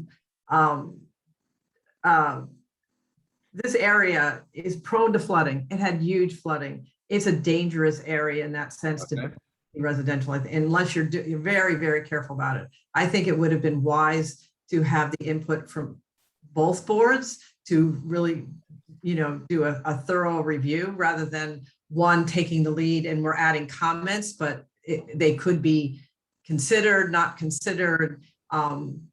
So I think it's unfortunate that we're not both doing environmental review of such a very Well, Well, if I just may, the idea is to coordinate because of the burden it places, but it's supposed to be done with our involvement and input, including, and we can comment on DEIS if that's where it goes, or argue why they should pause decade, the points you make. You know, I think that from the applicant standpoint, the whole purpose of lead agency concept historically has been to avoid putting an applicant through, oh, this board thinks it's great and there's no environmental problem. This board says, oh my God, here's what I've got to do. And that was what, I guess in late 70s, that's what initiated the whole concept. so a coordinated review is the most comprehensive environmental review you can do. Of course, you could do the EIS, which you guys know. But it allows the lead agency to consider the environmental impacts of all the applications, the site plan, the area variances, the flood permit, as opposed to the planning board just focusing on site plan, the zoning board just focusing on the area variances. Is that what happens in an uncoordinated review? Yes. Okay, I didn't understand that. Thank you. That's good. Did you say uncoordinated or coordinated?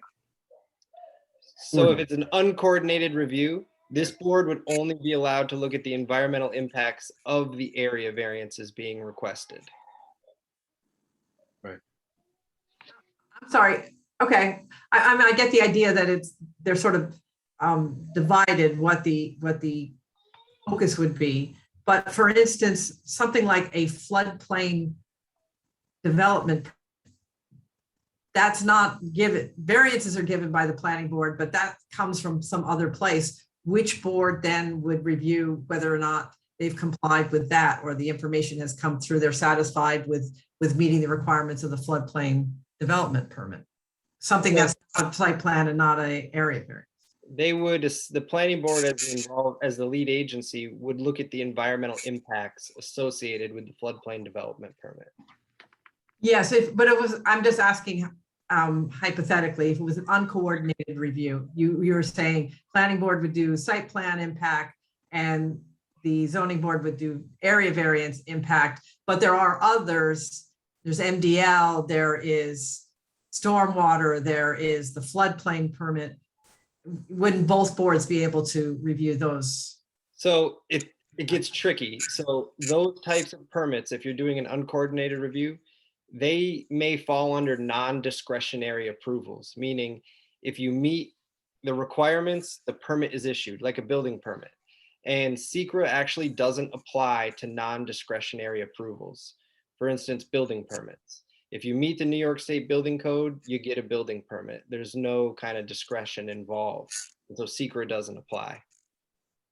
But if they do the coordinated review, they're allowed to study all of the impacts. Okay, that's very interesting. Thank you. I didn't understand that. It's very helpful. So do you want to put together something? Do you want to put an outline together that we can consider at the next meeting or before the next meeting? I think Ashley from AKRF has been doing that. But we haven't made any comments. I'm sorry? She took, I think Ashley took your comments from the first meeting that we discussed this You're afternoon. talking about 715 Washington then, not Van Rams. I thought we were right now, we're talking about Van Rams. And our board has never talked about Van Rams. Oh, okay. I'm sorry. I got the applications. Right. So Yeah, maybe, that would be the time. I mean, I think that would be a good idea. And I mean, I'm trying to focus on, I think we could divide this up a little bit. If Meg, you have a lot of, if you want to start this and then maybe circulate. Sure. Well, we then- need the materials. We Sure. haven't been given any materials. I know that they exist on the planning board's site for September 22nd, but that's not really us getting the materials directly or the most up-to-date materials. Or getting hard They don't copies even if somebody have wanted it. a hard copy. Yeah, I looked, I couldn't even find the full form EAF. Have they done any of that, Charlie? They would have, so they have to have the EAF, the application, and a concept plan in order to be able to circulate for lead agency. They Have don't they have done to that? have all of the environmental studies. They don't have to have, they Understand. just need those 3 items. We have not gotten that, right? I believe they circulated it to the board in their notice of intent letter. I didn't see. I any- didn't see it and I looked for it I on, just saw a letter. It's didn't not see on, it. it's not on Novus. not on Novus. I looked for it too. There, I looked for it under that. And So I- then- there's- we didn't well- get hard copies. What would be appropriate is to identify to the lead agency that we have not, so I see we have the intent letter, an EAF. I see attached to the intent letter. and That's it. So we should have the application form and the concept plan at the very least.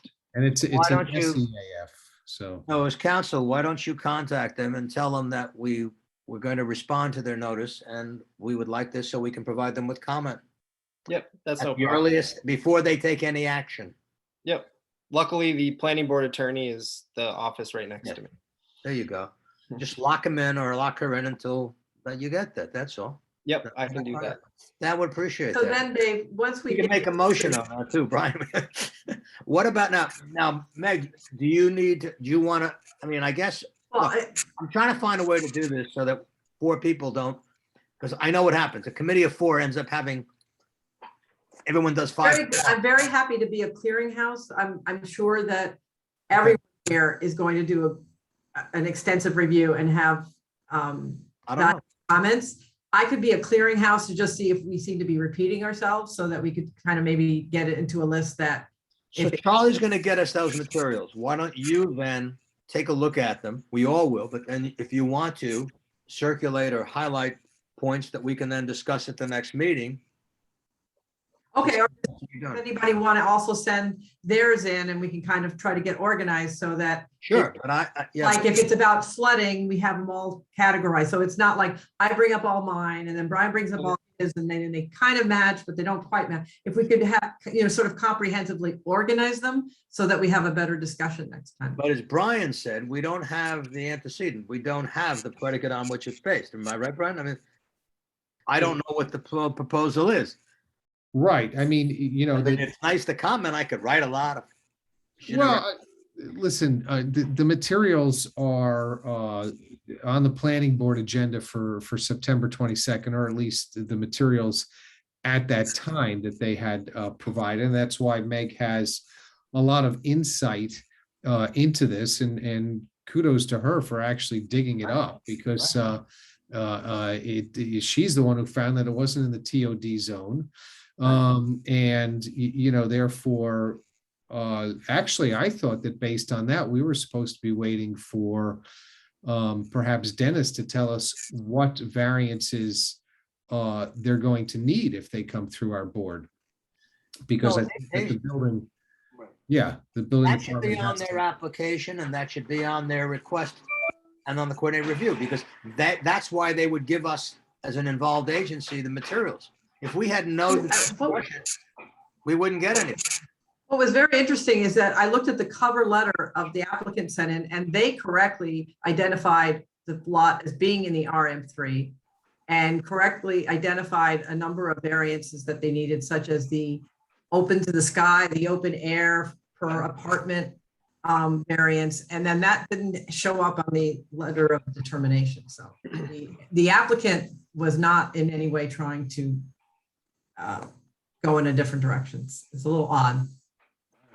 So just to follow up with what you asked me, David, I think that, you know, based on that, yeah, we need the materials. We need to look at the materials, but we should also be looking at this with an eye towards what types of variances we are going to need to provide specifically, and what information we'll need to, you know, to that end, because I guess so, but I think they have the obligation initially, because otherwise you can't even do a coordinated review, because the coordinated review is predicated upon who will be acting upon this. So you'll need these variances, so we pick you. So they should indicate that in their summary, in their initial summary, what they need, right? But I mean, isn't that? sorry, can't we could yes, supply comments? it went sideways. I realize it. But but Charlie, can't we can only send comments about the area variances, or can we send comments about the entire application, and then the lead agency will do what they want with those comments? But we could address things like the fuel cell system is on the ground floor and is not elevated above floodplain. You can send any comment. I mean, that's, sorry? You can send any comment you want. Okay. Yeah. Oh, yeah, you're not limited to things that within our jurisdiction on a coordinated review. So we could comment on, say, for areas that are variances, these are important factors that should be addressed, but then you can mention 5 or 6 others. Right. Sure enough. Okay. All right, so why don't we try to? I was just thinking that if we get organized in the groupings of the comments, so that we're not all just repeating ourselves, or, you know, I'm sure we're going to find a lot of the same factors. And it's also, it's not critical that you know all the area variances that are going to be needed at this time to make your comments. You know, a lot of times as applications go through the process, you find maybe more variances are needed. So that's why kind of the holistic approach to your comments is appropriate. If it's helpful, I have access to the September items that were submitted to planning. I have folders on that. I don't know if you want me to circulate. Oh, that would be great. Okay, I can do that. Yeah. Should we have items prior to September? What should the process be going forward so that we can more efficiently respond to these new applications in a coordinated fashion? Sure. So the process should be that whoever gets the application first, or whoever wants to be the lead agency, they make a motion to declare their intent to be the lead agency and to circulate lead agency notice. To whom? To the whole board? To all the involved agencies. So involved agencies are those agencies that have discretionary approval authority. Oftentimes it's the ZBA if you need an area variance, it's the Department of Environmental Conservation if you need something from a wetland permit from the DEC. Sometimes it's the county Department of Health if you need a health department or public works approval. And then once that's circulated, it should be circulated with the intent and the application and the plan and the EAF. Is it circulated to all board members at that time? Or is Yes, it it should be. circulated? So we, as all board members, should be getting that at the same time. Well, it'll go to the board, it would go to Brittany, and then Brittany would circulate it, or whoever the clerk is. And then, Well, I think this one came in when there was nobody, so I think that's kind of what happened. I don't think it got circulated properly, from my understanding. Okay. but I think Greta might also be asking whether or not it's just going to go to the chair. Yeah, I guess No, that's it'll what I'm go- asking. Thank you, Brian. no, it should go to all board members. Okay, that Also, was, though, who decides if it's an application that needs a site plan review and clearly needs area variances as well? Who decides if it starts at the planning board or if it goes to the ZBA first? Well, So really, it's the applicant. However, just because an involved agency does not have an application before it, it does not mean it's not an involved agency. So that is why, I don't think you guys have an area variance application yet before you. But you're still an involved agency. We do for what, we do for the 715 Mamaroneck, but not for Van Rens. although there's a body of law, Charlie, that talks about the concept that some of the judges have been very critical, that people go to planning first, and they've been very critical because planning shouldn't get something. We've all, in Mamaroneck, it's always gone to zoning first when the variance is needed. Because planning can't go ahead and do anything, because it's what they're gonna approve something that can't exist because of zoning problems. So there was a good case out of Suffolk and talked about the whole concept of first you go and you get the right to do it. And then you go to planning, what I always say to frame it, to massage it, to put it into the place. Because that's less discretionary. If we've given a variance to somebody, it used to always be that way. But they obviously were planning, they wanted this larger project, so they went there figuring we were gonna be more of just a variance issue. I don't know. Yeah, that's like the biggest gray area ever in land use law. And typically what happens, and I'll just only speak from when I represent applicants, it's we go to the planning board for an initial preliminary meeting. We would submit those documents we need to start the secret circulation process. Right. And then the planning board often says, all right, go to zoning and get your zoning and then come back to planning. The whole Yeah. goal is to try to avoid the ping pong effect. And so you try to get rid of any major problems planning might have, then you go to zoning, and then you go back to planning, typically is how it's done. Right. There is. But it just seems that in that instance, then it goes to planning first. And they can take, if it's unlisted action, and they can determine if they want to be lead agent and turn it into a coordinated review right there. Yeah. Or the first in line, sort of. That's Well, correct. you can oppose it, but usually they have more involvement Yeah, but because I'm just pointing it out. It's just, I'm just pointing it out. Is that something that maybe the consultants could advise as to which board to start with, depending on the certain project? Or it's still up to the applicant on where they'd like to begin? Because just from secretarial, I am told, and usually they are told to start with planning. well, historically in Mamaroneck, times I've been on the board, that it's always been, we've always been very critical of anyone who doesn't go to zoning first. And that is because if you don't have a variance, planning really cannot approve anything. Right. On the other hand, if we do give them someone a variance, planning can't say you can't do it. They have to say, okay, we have the right to do it.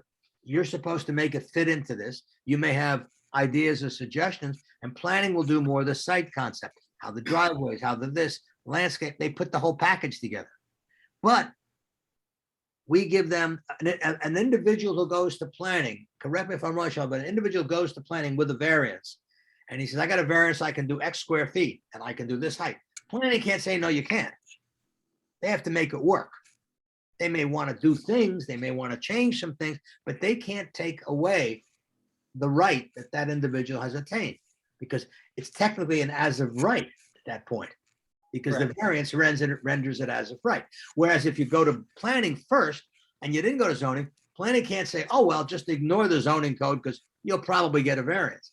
So usually when it's a major variance, I think if it's a larger project where the zoning is minimal, does that way, but I think that planning generally gets involved. We don't do much in the way of positive decks. The only one we've done, my knowledge, is 2 or 3 of them. 20 some odd years, so. By the way, I did find the building department's position on 572 Van Rest, where they, I don't know if you saw, July of this year, they indicated the variances, it looks like. Yeah, but what zone are they saying that it is in? Oh, I have no idea. If it says that the planning board needs a special permit from the planning. RM3. And so that was in July, then how come the September planning board review was for special permit by the planning board, and the notice of determination in the September 23 backup materials did not have it in the RM3? Dennis, do you know? I can't tell you why something is that I know nothing about, but I'm pulling this one up because that's what I was looking for. This is if you want, I'll email, but this is in the what you mentioned earlier. This is in the September 21 package, and I see it's July 22 where building makes that determination. It goes ZBA. It's very interesting because I definitely saw the letter, and Ashley even responded to it. She said, yep, that's right. And she told the building department that it should change. So interesting. Well, this is from the building department, what I'm reading. Its zone is RM3. First page and the second page is RM3. It continues on 2 pages. Okay, that's great. What about that? New site, major ZBA variance, consistency review, minor. Okay. Anyway, we need to have a package. We need to know what is the package. What are the assets that. And I think in your letter, Charlie, you should also tell them that we urge them not to take any action so that we can participate in this as an involved agency, even if it's just to provide information, because that's the most helpful thing when another agency comes in and provides it. The whole purpose of a coordinated review. Yeah.